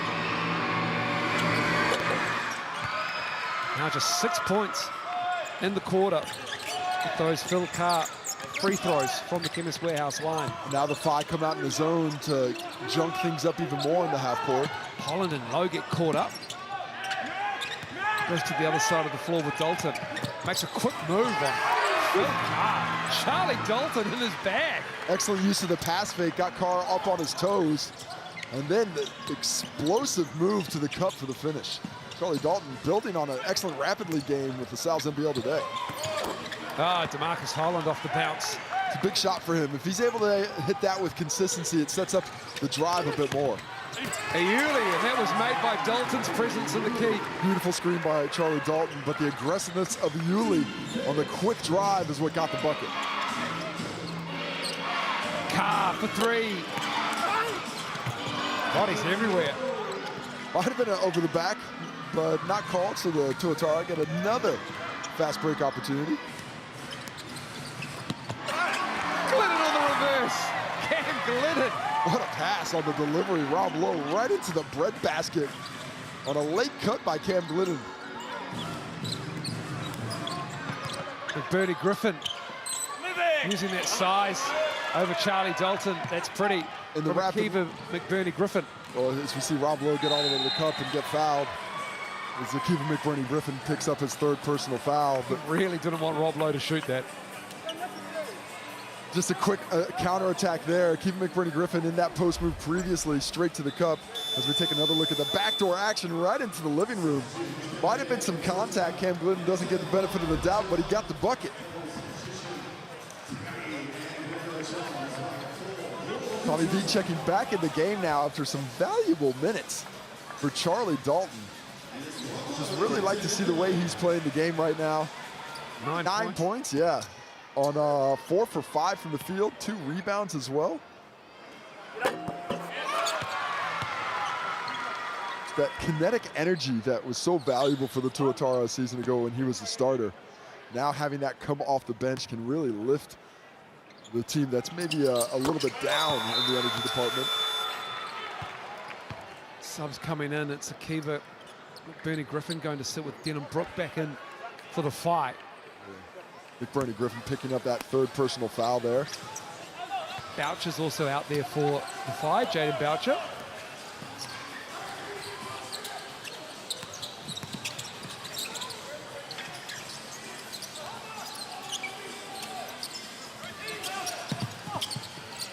Bazant, 6 to shoot, make it 5. Pull up, nice from Jaden Bazant. Used that crossover really well as Rob Lowe got hit somewhere. He's really trying to milk some of these calls. He wants some activity. Timeout to the Tuatara, where they're going to discuss these last 2.5 minutes. After that pretty Jaden Bazant mid-range jump shot cut the deficit under 10 points once again. Here's a replay of what went on underneath. Rob Lowe coming into the frame there. Denham Brook, just a little bit of a chicken wing in there. Smarting. That looks like the liver. maybe a kidney. Could be a kidney. I don't know where your liver is. Neither do I. Mine's usually outside of my ribcage. Should be underneath. Okay. Interesting. I got to say, where the liver is, I'm definitely not an expert at. It's more the face that taught me that. But here, 9-point lead with the Tuatara. Let's listen in just a little bit on what they're doing. But we heard earlier in the timeout, Coach Aaron Young saying it's all about finishing plays. Well, for me, it's about them finishing this half. And really, with this 9-point lead, they just need to come out and be aggressive. Don't let the Phi do what they did at the end of the first quarter and get back in the game, giving that extra energy. Score your Waitomo Moolah now. You can win free fuel with that QR code. Follow through and have a look at how you could come up trumps with Waitomo. Casey thinks you can win a cow. I'm just wondering if maybe you could. I don't know, man. That cow's on there. In case I want a cow, I need to find some place to put it, so I need some extra time to figure it out. Like I say, use the QR code and things will be clarified for you. Don't rely on Casey and I to tell exactly what's up for grabs, but Waitomo coming to the party. It's a good double team, and Rob Lowe has it blocked, but the Tuatara get it back. And Tarangi misses everything. Had to get it up, would have been a shot clock violation had he not. Good fight from the 5 down low. Phil Carr making it tough. The double came early enough to make that difficult. The hustle, the muscle down low. Nice response out of the timeout defensively for the 5. Here's Holland. To Phil Carr. He finds that mid-range spot. The defenses are prepared to give up, but the Whai get it back off that miss. Great movement by Phil Carr. Pops out to the corner. Rob Lowe just waiting for him to shoot it. Boucher on the weak side. Well, this is not a good possession for the Tuatara coming out of the timeout. And then 2 shots coming up for DeMarcus Holland. We're going to get some subs in there, but that's all about the box outs. That's 3 efforts there that were lackluster for Auckland. And the Whai came through looking at excellently on that aggression. The 3rd foul for Ruben Tarangi. He will head to the bench now. Tarangi sits with 3 points. He's 1 of 6 and 3 fouls.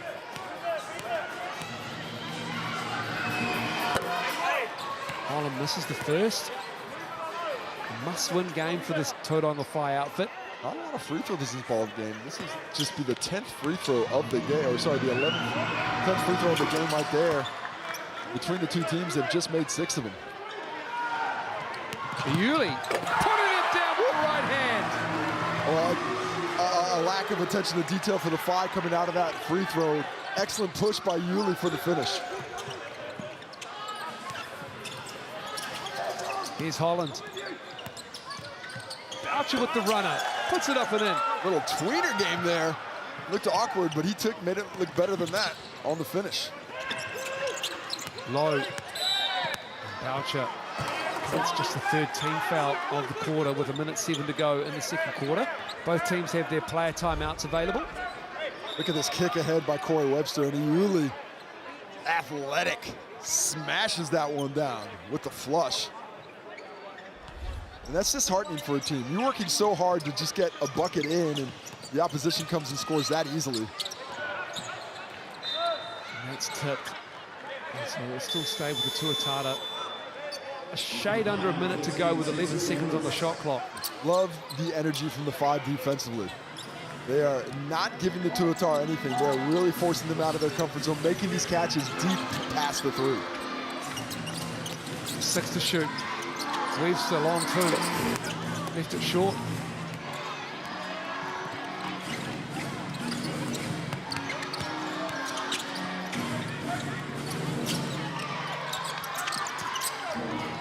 Marcus Holland rattles that down. He's hit a similar shot to that several times today. Glidden knocking that 3 down. He started calling for that before that second pass even happened. He was like, I'm open, get me the ball, because he is locked in today on both ends. He's 3 for 3, he's got 8 points. Aaron Young screaming, we've got a player, meaning we've got a player timeout. Here comes DeMarcus Holland. Pero Hunt. Rob Lowe doesn't use it.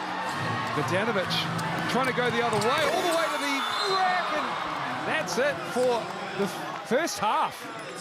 And the Tuatara finished with a 9-point lead.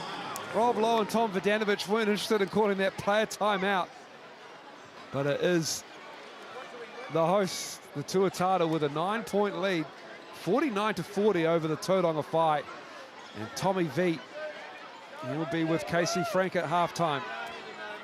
Tommy, the Whai were doing a nice job of making things difficult for you in the half court, but you responded out of that last time out. What was the difference in that last 4 or 5 minutes?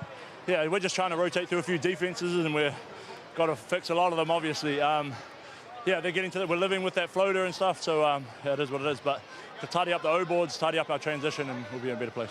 Appreciate it, Tom. Good luck in the second half. And now I've got Cruz Pro Hunt coming in. Cruz, an excellent response for you after a subpar game the last time out. What was the mindset for you coming into this one to get going offensively? Yeah, I think just being aggressive. I think my guys have been finding me on the 3, and I think we've been doing a good job being, aggressive as a whole. But yeah. defensively, the Whai really affecting the Tuatara in the half court. How can you keep that aggression up, but not lose some energy with the effort you're putting into it? Yeah, I think it's purposeful aggressiveness. I think, you know, we need to hit those gaps when we can. Cuts need to be great. I think it's all the little things that's going to get us to the win. Appreciate it, Tom. Good luck in the second half. Well, that's us for the first half. We'll be back after the break to look at the stats thanks to the Chemist Warehouse, the official stats provider of the Cells. NBL back soon.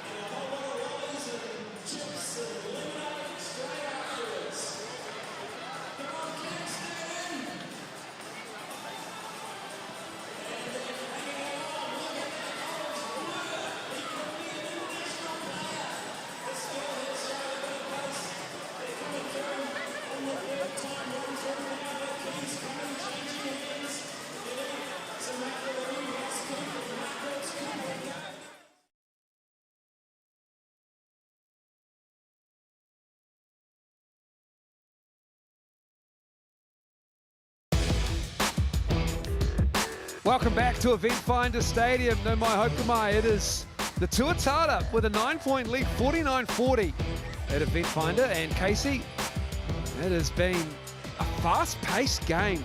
And it hasn't been a usual Tuatara game as well. We've got 4 players with 8 points and 1 with 9. Not the usual suspects as well. Sharing the basketball very well, playing with good efficiency, but not matching the efficiency of the Whai inside the arc. I love what the Whai have been doing against the Tuatara in terms of their energy, forcing them out of their comfort zone. But the talent of the Tuatara has still risen to the top. Started off with a beautiful on-ball action. Rob Lowe, the first 6 points of the ball game, looks like he was going to have a big one. But after that, slowed down just a bit. 8 points, 4 rebounds, and a lot of attention when he's in the low post. The Whai put a lot of bodies around him. You see always 2, 3 white shirts, or no matter what he's doing, but when that's happened, he's able to get it done with the pass at times. Such a good player as we see the next generation of Websters with Corey Webster's 2 boys there. And Tom Vodanovic, he loves the 3-ball this season. He is shooting the lights out, and Tom Vodanovic knows no opportunity will go unpassed if he sees just a fraction of a gap in the defense. Well, the aggression with which he's playing offensively was really needed in that first half. He's doing it in the low post when he gets the opportunity, but it's really about that catch and shoot from deep. His teammates know that when he's got his eye in, they want to get him the ball. He's telling them in the position, get some timeouts. Some more Tommy V could be just what the doctor ordered in the second half. And the Tuatara shooting the ball at 50%. The Whai doing a really good job shooting it at 52% themselves. They usually shoot 42 on the season. And they're doing that because they're 71% from inside the arc at 15 for 21. But those three-pointers for the Whai, if they can't come closer to the Tuatara, if they have a 5 3-point discrepancy between the two teams, they're not going to win this game. They have to cut that down to 1 or 2. Impressive job by the Whai on the glass, rebounding very well. But after 5 turnovers in that first quarter, the Tuatara just 1 in the second. The Tauranga Whai with 3, and that enabled the Tuatara to get that lead built up once again. And here's how the live ladder looks. And the Tuatara would remain in that second spot with a win here.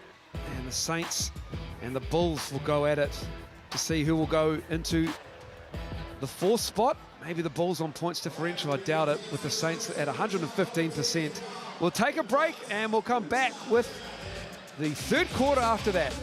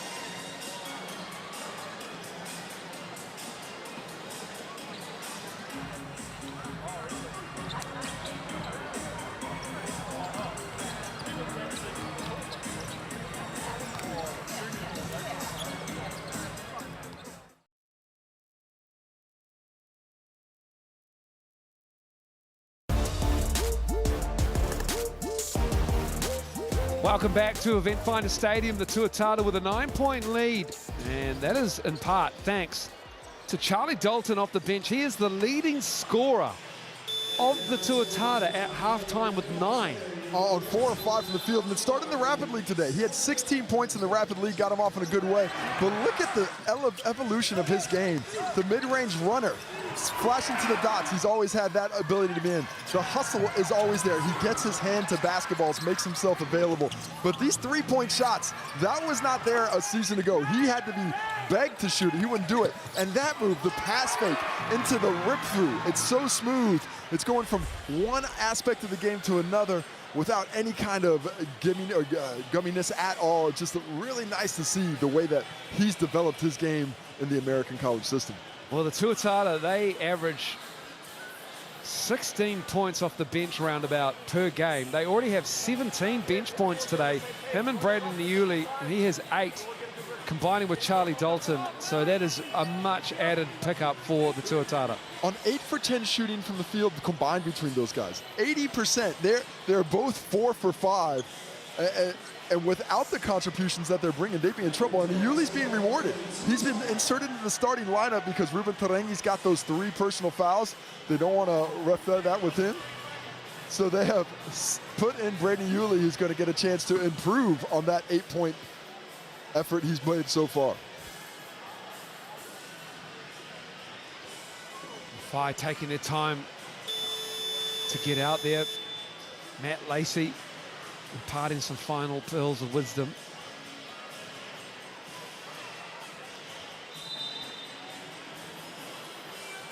For the Whai, 9 points is the deficit, and their leading scorer is Cruz Pero Hunt with 10, it's Phil Carr with 11.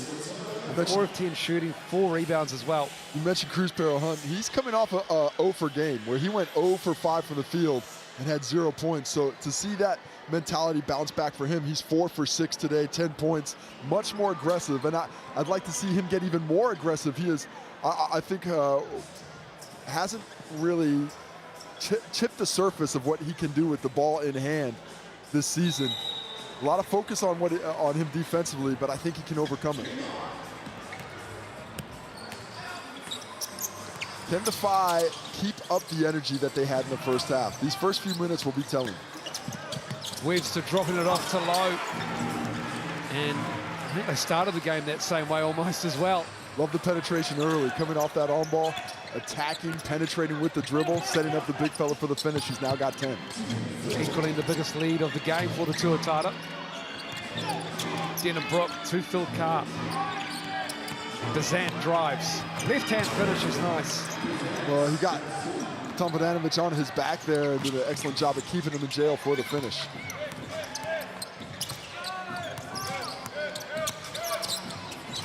Lowe just clearing out. And Denham Brook is called for the foul eventually. Well, that's going to be free throws. The second tip-in doesn't count, but the first shot attempt does. And I like that from Rob Lowe, the aggressive mindset. Okay, you're going to guard me with Denham Brook? Well, I'm just going to go to town in the post. Spin one way, spin the other way, the step through, the good footwork. Doesn't get that one to fall, but the whistle goes. And if not, he would have had to put back anyway. Rob Lowe now with 11 points.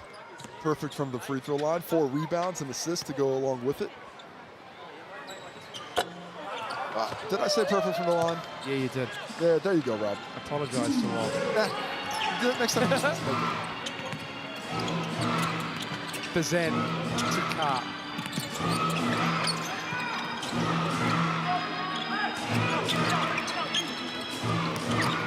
Bazant, tough move. Rob Lowe called for the foul. Or is it on Bogdanovic? Now they're going to have a conversation. Bogdanovic is on Bogdanovic. Didn't see a lot of contact with Lowe, so it must have been a little extracurricular activity as the ball's in the air. Bazant does a nice job of freezing Lowe. Not sure what Tommy V did there. Yeah, that's why I thought it might have been on Lowe on the arm, but no. Pero Hunt left it short. Webster. Back to Rob Lowe.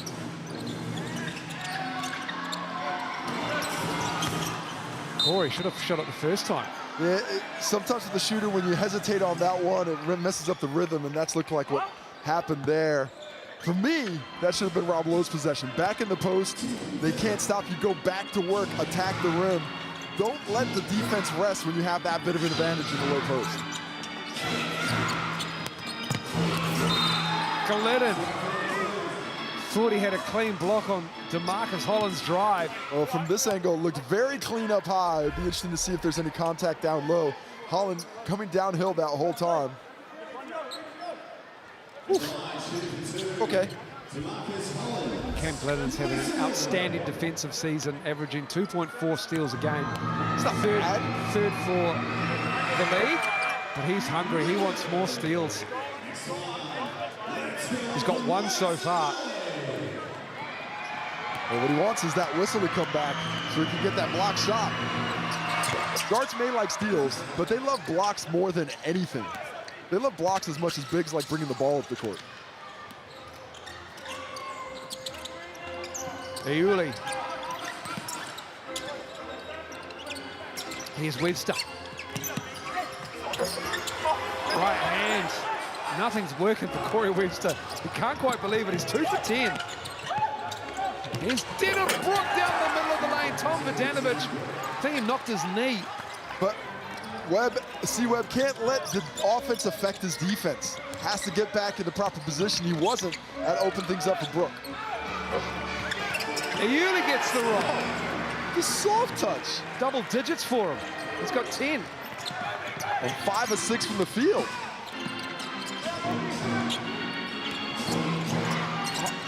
Holland rattles it in. Well, just so much space. Rob Lowe had to be aware of his speed, backed up way too far.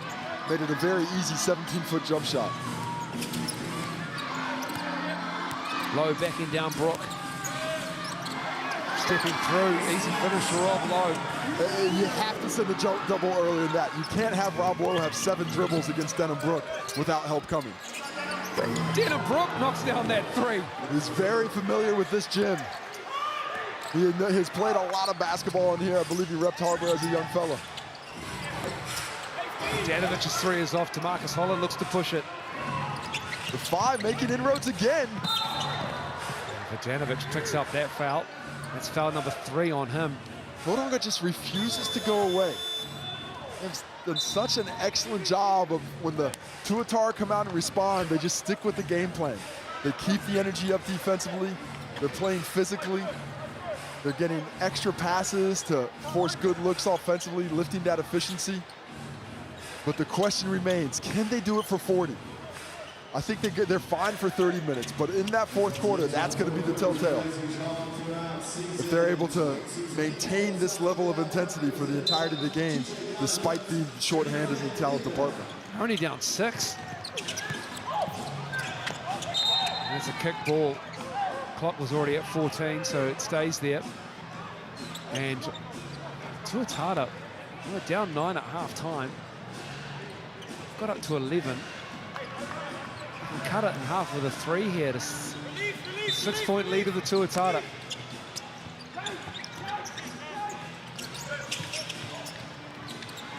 Carr driving, hanging off the glass. Pretty from Phil Carr. A very awkward shot. Almost looked like he was just trying to get the whistle, but he's able to get the soft touch to fall. Webster, 3 ball. Oh, Corey Webster, shoot. Shoot. There is never a shot he has seen that he doesn't like. 2 for 10, it doesn't matter. I'll be 3 for 11 on the next one.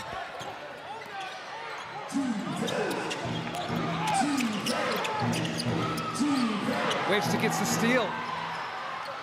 Dalton has it. Charlie Dalton, right up into the chest of Jada Bazan and gets the finish. Corey Webster creates the opportunity. Gets a hand in, knocks the ball out, hustles down. You see that there? He's like, oh, he sees the opportunity, jumps on it, Cruz Hunt. Nice effort, and Charlie Dalton, Gianni on the spot for the finish in transition. He's into double figures now. A quick break while we mop up a couple of wet spots on the floor. Tui Lewis into the game for the fight. How about Iuli and Dalton? We mentioned it at halftime, but 21 points between them. Second and third leading scorers in the ball game on 10 of 12 from the field. McBurney Griffin also in the game for the Tauranga Whai. Baseline cut from Pero Hunt. Tui Lewis misses that three. Falls straight to Pero Hunt, the former Tuatara player. 9 is the lead. Bazant finding Phil Carr. Corner three.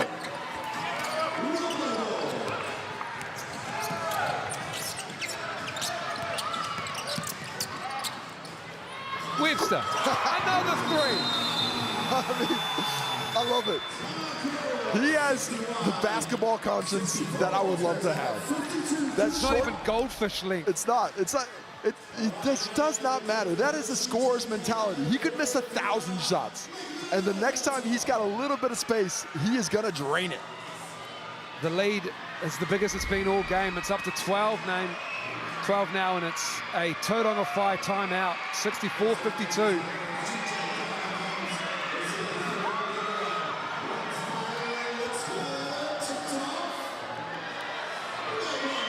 You gotta make him put it on the floor. You can't let that one get up. You guys gotta step up now for him to switch. Okay? Hey, we're getting a little bit lazy on our reds as well. Okay? So get up, get it out of his hands. We gotta force someone else now. Okay? Hey, we're gonna go, let's go one wide pin. Wide pin. Phil, you're here. Akiva, Cruz, JB, Tatui, ball there. Wider, circle, pace, downhill. Good job against low. Okay? If they attach two, pop it and shoot it. Okay? Right here, let's go. 5 on 3. 1, 2, 3. Well, you see a good advice there about C-Web. Make him put it on the floor. We can't let him get those shots off. That's what he want to do, even when he's down. But I mentioned Dalton and Yuli, how well they're shooting. The 3 leading scorers for the Tuatara right now. Lowe, Dalton, and Yuli combining for 34 points on 15 of 20 from the field. Just impressive efficiency by those 3. Just 6 turnovers now still for the Tuatara. 10 for the Whai, and a miss from Bazant.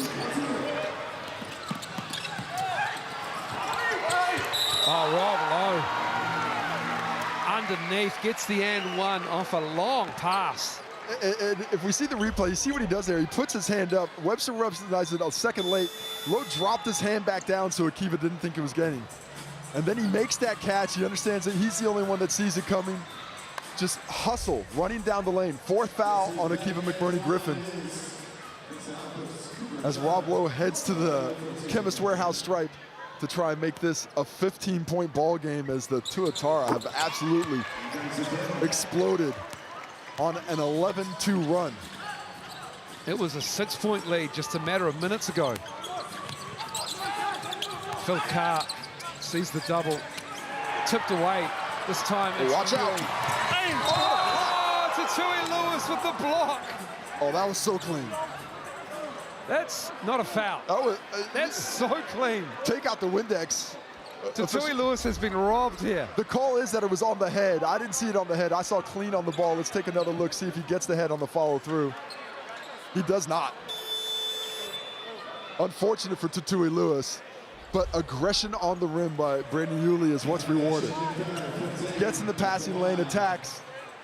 Unfortunately missed call for Lewis, but good hustle by Yuli. Maybe I saw the braids move there. The braids did. The braids moved. Maybe we got another angle of that replay. The rat tail definitely took a clip.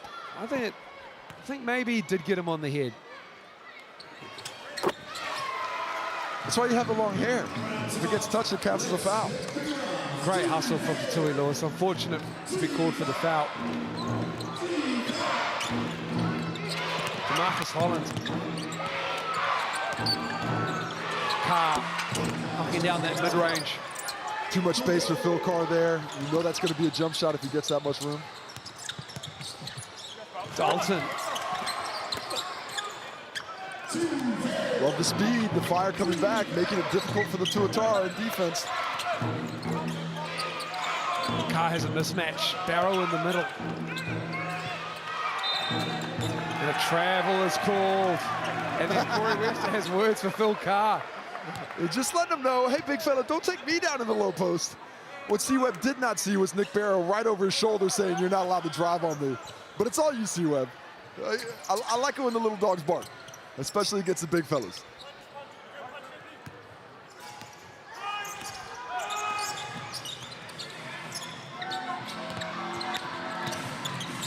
Tauranga and his 3 fouls out there. Dalton for 3. Banks it in! Call it, Charlie! Please tell me you called it! He certainly did not, but he will take it. When the banks open on Sunday, it is a beautiful day to be on the basketball court.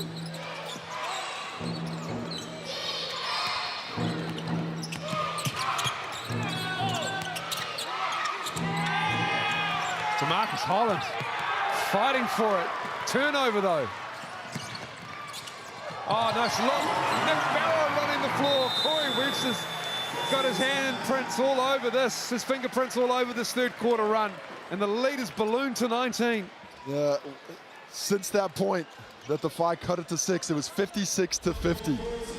There's been a 17-4 run since that point, where the Tuatara have lifted their efficiency and certainly lifted their level of confidence. And Corey Webster starting to put on a clinic, not with the jump shot, but also with the pass. 11 points, 10 assists for Corey Webster in this game. And he has been superb. Sharing the ball. He's had a run where he hasn't quite hit his assist average. In fact, one game, I believe it was the Rams, he only had 1 assist last weekend here in the very same time slot. And in this game, though, he has found everybody. He's found Nick Barrow running the perfect lane. He's found everybody. He's found a 3-quarter court pass to Rob Lowe, which was pinpoint accurate for an and one. It just shows the varied skill set he has and how many ways he can beat you. Wasn't shooting the ball well. He is now. He's doing it with the pass. The Tuatara are looking like a well-oiled machine. And to me, what this quarter is, it's the buildup of that pace over 2.5 quarters, starting to take effect on the Phi, who don't have their normal depth and are coming against a Tuatara team that's much more comfortable playing with this kind of speed. Carr, a little bit of a hesitation and a fall away. Oh, Phil Carr, he has hit every single angle, it feels like, in this game. A tough shot. Phil Carr now up to 17 points.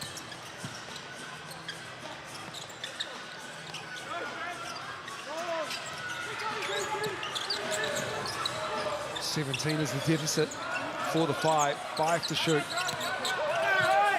Tarangi. Here comes DeMarcus Holland. Carr. Really. That was what he needed. He really needed to get that one. Unfortunately, he did get it. Here's Webster.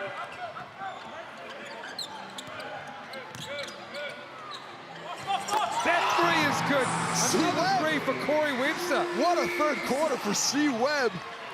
He is on one all of a sudden. Was 2 for 10 from the field, now 5 for 13, making his last 3 triples.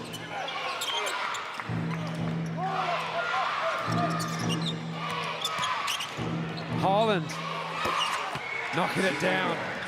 Mid-range has been great. It's been so pretty for the Phi. He gets such excellent lift when he's shooting that jump shot. Even to the defenders around, it's difficult to contest.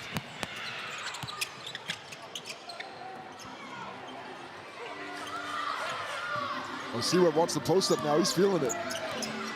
DeMarcus Holland all over him. He gets good position. He gets it back. Got to get the shot up. Here's Jaden Boucher. Bazan gets the roll. Aaron Young thinking about a timeout, but he'll let this go one more possession. But this would be a time for the Tuatara to knuckle down, get something going to the cup. No Rob Lowe in there, so you don't have that same low post presence you can normally depend on. Ayuli. A little strong. The quarter closing. This is a big minute for the Phi. Can they claw their way back in the game?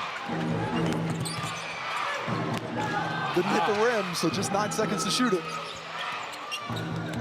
Bazant, the runner, left it short. Tarangi has it, gives it to Webster. It'll be about a 5-second discrepancy between shot and game clock after the Tuatara get the shot off. Both teams with 3 team fouls as well. Bazant. He could really annoy them here and take a foul. He's done great defense so far, but it's the Nick Barrow show underneath. But just moving without the basketball, making yourself available. Corey Webster dealing with a lot of defense there, but at the very last moment, Nick Barrow just puts his hands up, says, I'm here for you if you need me. C-Web always has vision. Normally it's focused on the rim, but at the last second, he sees Nick Barrow out of his corner of his eye. Stretches this lead back to 18 as Nick Barrow has had 4 minutes here in the second half and scoring his 4th and now 5th point of the ball game. Webster has 11 assists in this game and almost comes up with a 3rd steal. And now just 1.8 for the Phi to try and get this shot off to give themselves momentum going into the 4th quarter. Webster's had 6 assists in this quarter as well. That 3 is good from Cruz Pero Hunt. 79 to 63. Lead is 16 for the Tuatara. We'll be back after the break with the final 10 minutes of the game.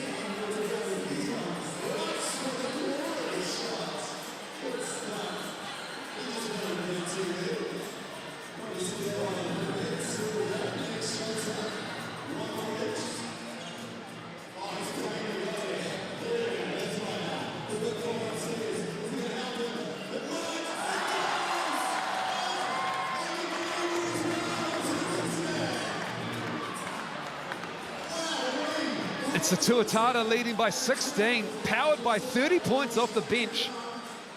Charlie Dalton, Brady Muley, and even Nick Barrow getting into the action in that 3rd quarter with 5 points. A cameo off the bench as Rob Lowe sat. And impressive when the Tuatara can get that kind of contribution from the bench, and they're going to need it over the coming weeks. We'll probably need a little bit more of it today as we have Aaron Young join us from the sideline.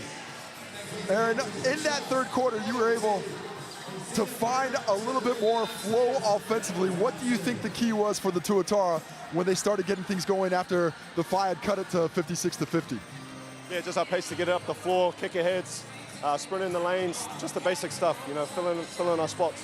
Where does the trust come? I know about Charlie Dalton, we know about Charlie, but Brad Muley's been terrific in the Rapid League. Last few rounds, he's obviously come in late. Where does the trust come? Oh, he's played for us. It was a couple of seasons ago, so he's got that familiarity with our group. He brings a good size and pace to what we need to do, and it's really important. It gives us a different taste of kind of what we can do. Thanks, Aaron. Thanks for your time. Thanks. Here's Bazant looking at Denhambrook. The presence of Lowe down there. Pero Hunt left it short. Here comes Rob Lowe. Finds Iuli. Oh, what a reverse. Broken Iuli. So pretty, right on cue. Nice job by Iuli running the lane, but Rob Lowe showing the skill set of getting the ball out, pushing the break. Such an advantage when bigs can do that. that's tough. That's so tough. That is tough. Jaden Bazant. A bit of contact there as well, but that is the type of shot-making ability that young man has. Hasn't had a ton of opportunity to show it off today.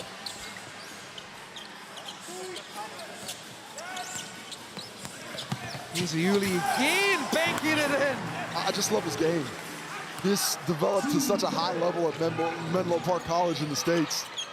That strength he has, the finishing ability, the athleticism, really becoming a nice package.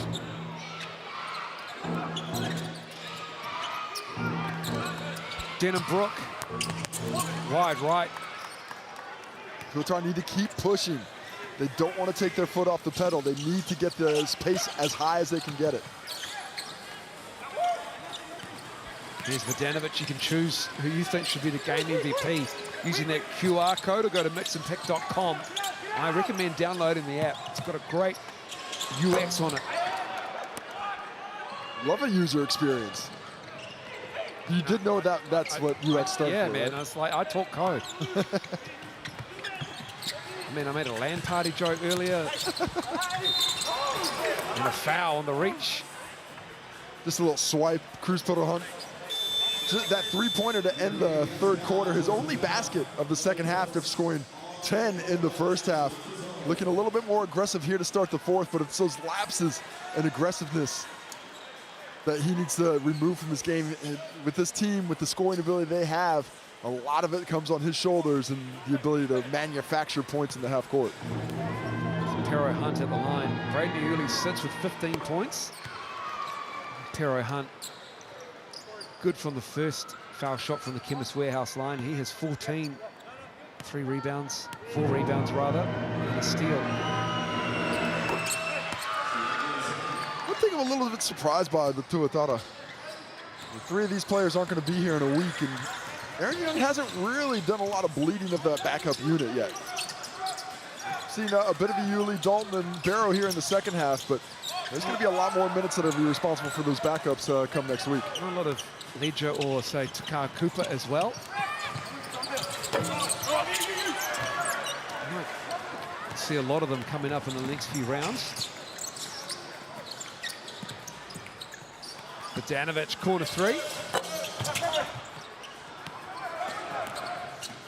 16-point lead here. 7:30 to go on the game. Going to be a timeout for the Tuatara. Aaron Young, he wants more aggressiveness, and I like it. I think they've settled these last couple of possessions. This lead down to 14. It comes down to 12 here. There could be some anger on the bench. I think that corresponds with Braden Yuli sitting down as well. He's been the aggressor to begin the fourth quarter, taking it to the hoop, and it is a timeout to the Tuatara. Aaron Young's seen enough. 14 points. That's a big lead, but he's not happy with the complacency of his team, it seems. 14's a fine lead, but when you look at the talent level, it should be higher. I love what the Fire are doing, though. They're manufacturing things. They're junking it up. They're hustling their way into the ball game. And every time the lead gets big, they work their way back into it. They're just outworking the Tuatara at times. They're creating the shots when they can, as we see Akiva McBurney-Griffin about to get back in the ball game. I had a couple of DMs that say, they're not making it clear that Akiva McBurney-Griffin's still in college. He's got some time left, so. Yeah, he does. He's on scholarship. You see Irvine? You see Irvine. The great anteaters. Rob Lowe, Ruben Tarangi, and those people send me the DMs about Akiva McBurney-Griffin getting in the voting as well. Well, where's my Charlie Dalton or Brandon Yuli? Yeah, Brandon Yuli, you've been robbed here. Can I get a Yuli on there? I think I might lean Corey Webster right now, his 14 points, 11 assists. Corey Webster just 13%. I mean, he had 6 assists alone in that third quarter, 11 overall. But I want to see I got to see some votes for Brandon Yuli. 15 points, 2 rebounds, 2 assists, 2 steals. Still on the bench, though. Come on now. Use that QR code. Vote for that man on screen, Brandon Yuli. Not 100% sure he's made the roster on the MVP vote. Well, that's also a point. They have to consider that early. Look at the pressure from the Tuatara. That's instantly broken. The 5 getting up and in. Burning that clock down now to 13. Webster back in the game. Tarangi. 5 to shoot. 5 out for the Tuatara. Great defense. Turnover. That is off Ruben Tarangi's leg, I think. Well, and then a warning to the Tuatara, no more.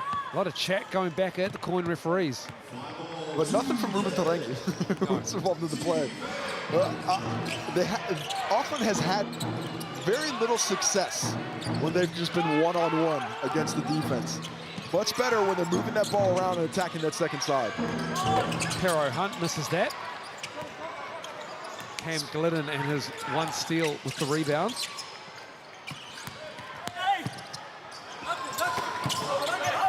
Danovich.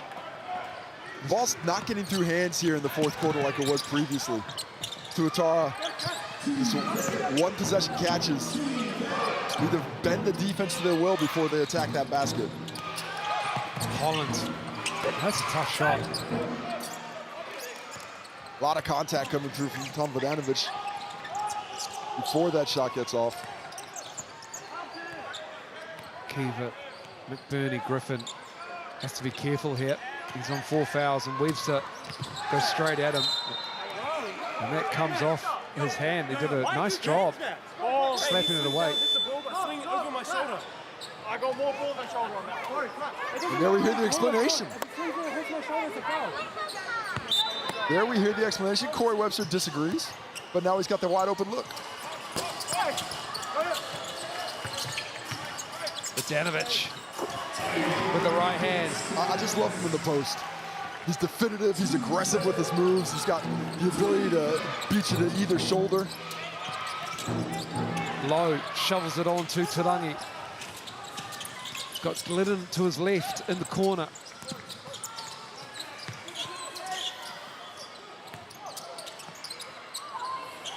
Webster knocks down the 3. Just simple actions can create so much for Auckland because of the shooting prowess they have. Just a little handoff, the defense a little bit lazy, doesn't get there. C-Web takes advantage. He used to call him the microwave off the bench when he was on the breakers as a young blood, coming in and just heating up quickly. Now I'm just going to say he's a slow cooker. He's just absolutely long and burning you up all through the game. The heat stays coming. Constant, unending. Just when you think it's safe, it is not.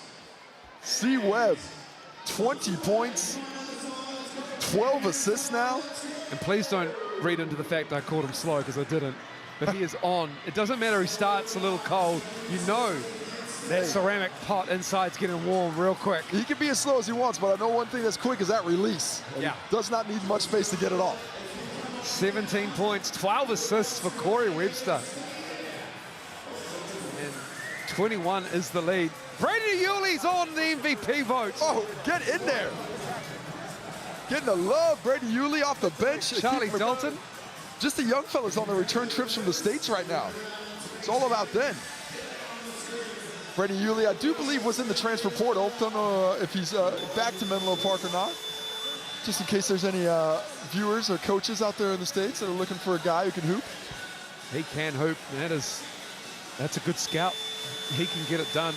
And I like the ratty, the bleach blonde ratty. Yeah, it's a good look. He has one expression as well at the moment. When he's got the game face on, there's very little else that troubles him. Doesn't give a lot away.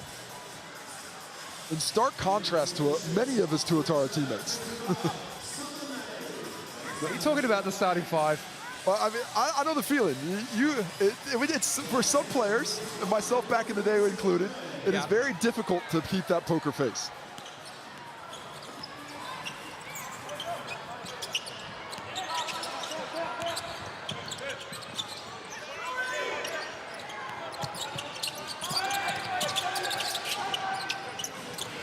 Carr crossing up, left hand, gets his own rebound, puts it up and in.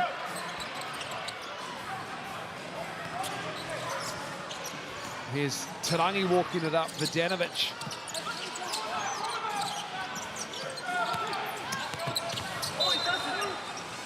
And that comes off to Marcus Holland's hand. On that one, he did get the ball. So that will be Tuatara ball on the baseline with 12 seconds on the shot clock.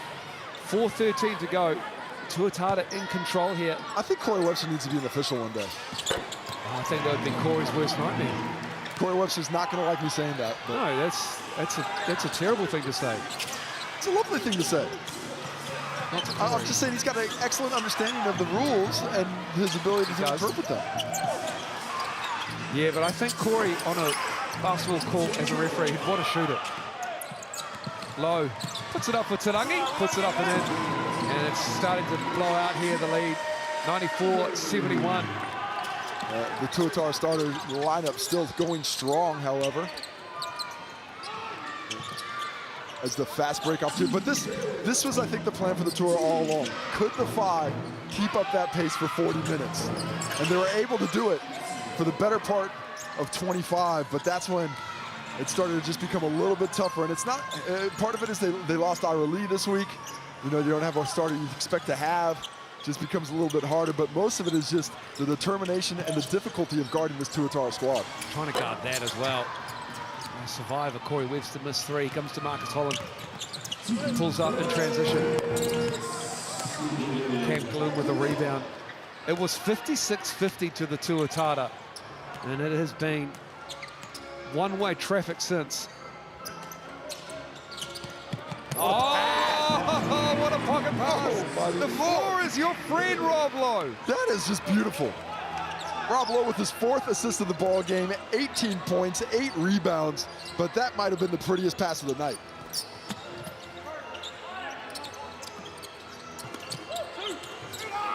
Denham Brook, corner ball is good. A pause in play for the substitutions as Aaron Young calls a timeout to get some of that starting lineup off the bench, and this may be the last time we see 3 of their starters possibly for the season for Auckland. Because if they qualify for the Olympics, they do not come back. It'll be hard. They got Croatia, Slovenia, they got Greece on the other side of their qualifying tournament. They've Dominican got Republic. They've got Luka. Oh yes. Run into that hardened Croatian team, but they've got a good team, the Tall Blacks, and you never know. It's been done before. Hey, you got to believe. It's never going to happen if you don't believe it. But for the Tuatara here in the Sal's NBL, Ruben Tarangi, Corey Webster, and Tom Vodanovic, that leaves a big hole in this starting lineup without 3 veteran players. MVP voting still on the rise. Brady Yulee taking a lead. Love to see it. Braden Yulee is and I want to know of that. I do want to know how many of McBurney Griffin's rallies are in on that on their A lot. Love to see it. It skewed some results across the Motu, but it's fine. Akiva's played well. He is. I appreciate the effort, but MVP level, that seems like a family affair.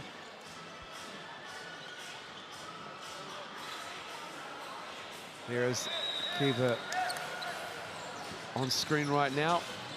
Bench mob out there for the Tuatara. And so for the Whai as well with Denham Brook and Cruz Pero Hunt. With Boucher, Tui Lewis, and Carter Hopoi. Pero Hunt with the ball. Coming up on 2 minutes to go. Barrow pulls down the board. Look for the Tuatara to just slow things down now. Don't really have a point guard out there in the court. Brittany Yulee maybe getting a little bit more point guard action in the next few weeks. Under 5, Takar Cooper. Nick Barrow couldn't get it. And it's Denham Brook. That's off his foot. And it snapped out. And it stays with the Tuatara. Chris McIntosh to check in. Cam Glidden was out there. Chris McIntosh has missed a few weeks with an ankle injury, so nice to have him back in the Tuatara lineup. As all the old fellas get a rest now. Cam Glidden will be disappointed. Just the one steal in this game. He was hawking for them. I think it affected him, actually. Talking to him last night on the call, the Giants, Hawks, and Cam Glidden was absolutely hating the fact that Toby Langley was keeping pace with his amazing season average of over 3 steals on average a game.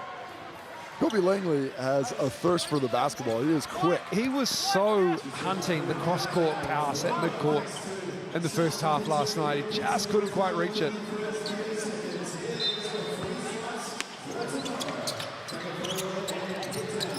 Tui Lewis knocks that 3 down. Big shot. Cuts it back to 19. Kenda Tuatara find a way to get that back over 20. Don't quit for the 5 though there. Just really still keeping that defensive pressure up.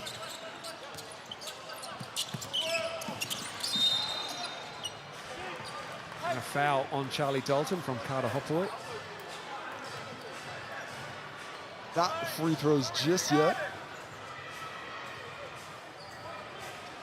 That's actually the 3rd personal foul in the quarter.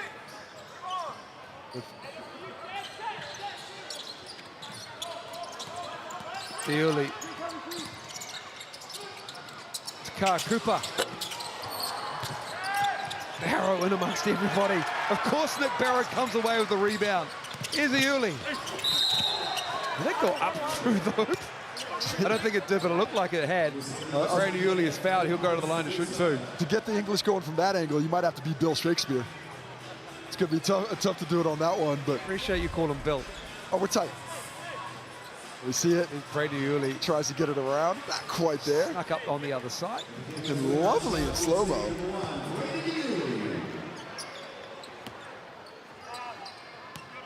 Brayden Iuli, I think 4 points, 16 and 17.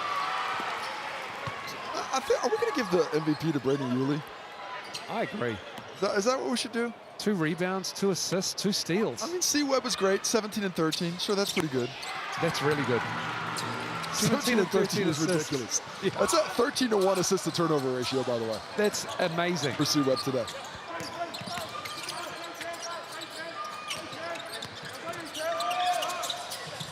Xander Masters takes the 3 ball. Charlie Dalton with the rebound. Every point matters in the Sales NBL. Barrow's got position. Shot clock off. Iuli, he's foul taking a 3. Oh, he's just going to load it up now. Iuli's going to be looking at possibly 18 points. Could become the leading scorer for the Tuatara, equal with C-Webb. He makes them all. And he can crack 100 for the Tuatara if he makes 2 of these at least. Always exciting when a team crosses 100. I'm not really sure why. It's just, you know, it's a great number. It's a milestone, I suppose. And he really misses the first. So he's not going to get to 18 on this trip, but he can still get Auckland to 100. And this is when you can tell we're really trying to stretch it out at the end of the game.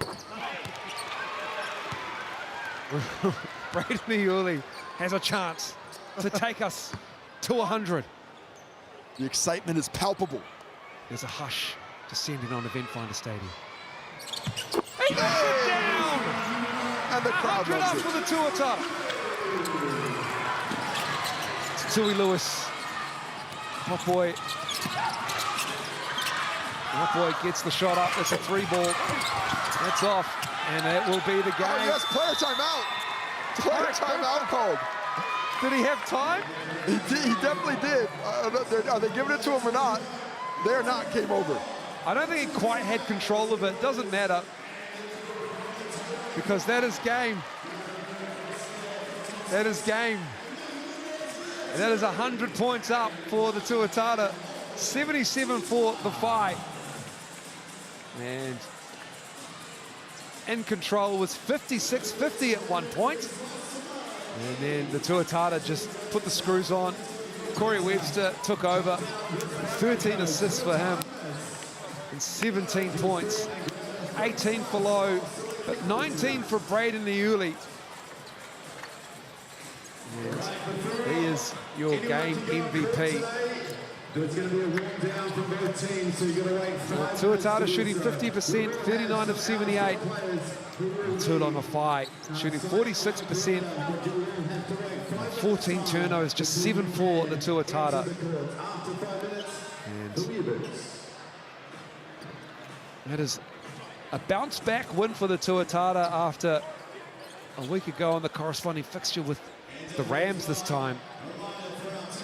They took a 86-83 loss. Here's Braden Yuli, the game MVP with Casey Frank. Braden Yuli, excellent game today. In the coming weeks, you're going to have some more responsibility, but today, huge off the bench. What was the mindset that enabled you to get that scoring going when the Tuatara really needed it? First of all thanks to God, putting me in this position, making me get some time and stuff. And I think it's just a belief in the boys. A lot of experience in this team that just helps you, just push you on the court and know what you're doing. You've obviously improved in your college experience in the States. What has that brought back to you in terms of confidence, not just your body, but the mindset? You look to be a much different player in the way you're thinking the game now. I think conditioning, like my pace has gotten better, and I feel like that's really attributed this team. I think it's going to take us to the next level when the three boys go. And looking forward to the next few weeks. No C-Web, no Tarangi, no Tommy V as well. What's that going to mean for the young guys when they have to step up in the coming weeks to keep it going? We've always been the same, with these guys or without these guys. Game plan's still the same, still push hard, still work hard, and that's about how we get it done, yeah. Appreciate the time and congratulations on the win. Appreciate it, thank you. Braden Yuli is your game MVP. Thanks to all who voted. And here is the Braden Yuli package you've been asking for. So tough going to the rim. You see, he talks about his conditioning and the way that his college experience has transformed his game. He's obviously been with the Tuatara setup, as Coach Aaron Young said, but just aggressive to the rim, and he punched it down with the right hand there. And running those lanes, getting passes from the big and Rob Lowe. And it's the Braden Yuli show here with his 19 points, 13 assists with Corey Webster. He's with Casey. Well, C-Web, not the greatest start today. 2 for 10 to get off. After that, 3 straight threes. You finished with, I think it's 17 points, 13 assists. You've done through this 1,000 times. So what is your mindset when you start off poorly and then you come back with an excellent performance in the end? You just do your best to stay in the moment, you know what I mean? The game continues and the game doesn't stop for you missing shots or starting badly, so just got to stay in the moment, keep playing, staying aggressive, try and get your teammates involved a little bit more if you're missing shots. Upcoming weeks for you, a little different, going to go off with the Tall Blacks. Before we talk about that, I want to speak about who you think is going to be able to step up in your absence, in Ruben's absence, in the absence of Tommy. Who's going to be able to step up for the Tuatara to continue this finals push without some of the core talent in the starting lineup? Yeah, Braden and Charlie are going to step up. Some great players, some great young guys coming back from college. And then we got a couple vets, Nick and a couple other guys out there, but massive opportunity for them, young guys to step up, try and continue getting these wins, and they'll be good. And for you, Tall Blacks are upcoming. It takes precedent now over the season. What's it like for a player at your level that you've been working so hard in this competition? Now you're going to have to change that mindset, go into camp. What's going to be the change for you going towards that? Just to gel with my teammates once we get over there. The good thing about the Tall Blacks is the core group, and most of these guys have played together for a number of years, so we know each other's games, we know how we play, so we just got to do our best to get up to speed over there. International level is another speed, so you know how that is. We got to work hard and get prepared for this tournament, but we'll be good. Change your mindset. It's just basketball at the same time, but just got to gel with a new team. I'll let you get off the boat and cruise. Appreciate the time, Sweetwell. All right, bro. Thank you. Appreciate it. Corey Webster, yeah, tough start to the game, but shoot. Scorers will score, and he got it done through the middle part of the game. 17 points.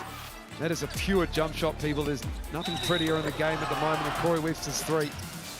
And then just given a little bit of room, and he'll make you pay. These are scoring highlights, but his passing game has been superb over the last few years. And he had 6 assists in the third quarter, 13 overall. And finding Nick Barrow underneath. Tough afternoon for the Whai here at Eventfinda Stadium. It's 32 of 70 for the Whai. And let's go to Phil Carr, who's with Casey now. Well, Phil, disappointing performance in the end. What can you take out of this one, especially those first 2.5 quarters when you guys were playing with a high efficiency and looked like in the end we're going to make it a ball game come down the home stretch?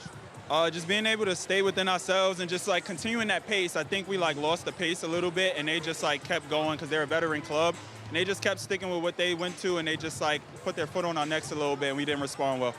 Still looking at the final six as you come to the postseason in that log jam with 4 other teams, maybe 5, depending on what happens with Franklin later today. What do the Phi need to do to continue to strive towards that, but make more inroads in terms of the wins and losses?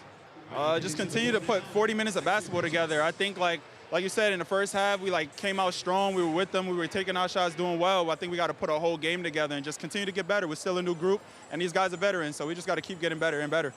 Appreciate the time. Good luck moving forward. Phil Carr, tough afternoon. He did his absolute best. 19 points, 8 of 18, 10 rebounds, 2 assists, 2 steals for him. But the big for the Phi was really on a bit of an island at times. Then DeMarcus Hollins with Cruz Pero Hunt doing some heavier lifting. Got on the passing lanes as well. And his little mid-range game is pretty for a big guy like him. Was such a skilled offensive player. You know, he really does. He can shoot the ball so well. He can do so many different things. As we take a look at the stats, the Tuatara ending up on 50% efficiency from the field. But look at that three-point discrepancy. 12 three-pointers made at 43%, doubling up the made three-pointers. That's an 18-point difference just in that stat. Both teams decent from the line. The Tuatara winning a tighter rebound battle than expected, but look how they moved the basketball. 24 assists to just 7 turnovers. That's better than 3-1 as a team. You love to see that kind of care from the basketball if you're Coach Aaron Young coming into the home stretch of the season.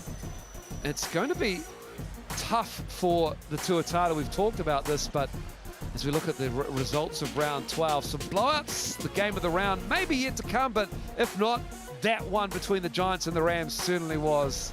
And TSB Arena, get ready for that tonight at 6:30. Coverage begins. The Saints hosting the Bulls. Starting to be a must-win territory for the Bulls because they're in that 5th spot, but they've got a pack hunting them for the 6th spot, maybe higher aspirations. And here's how the ladder looks after round 12's penultimate game. The Tuatara sitting pretty, 13-3. They're looking at Rams games really closely. They go again Wednesday night here against the Nuggets, and then they have 3 road games. They've got the Bulls after a 10-day gap from the Nuggets. Then they have the Airs in round 15 and the Hawks.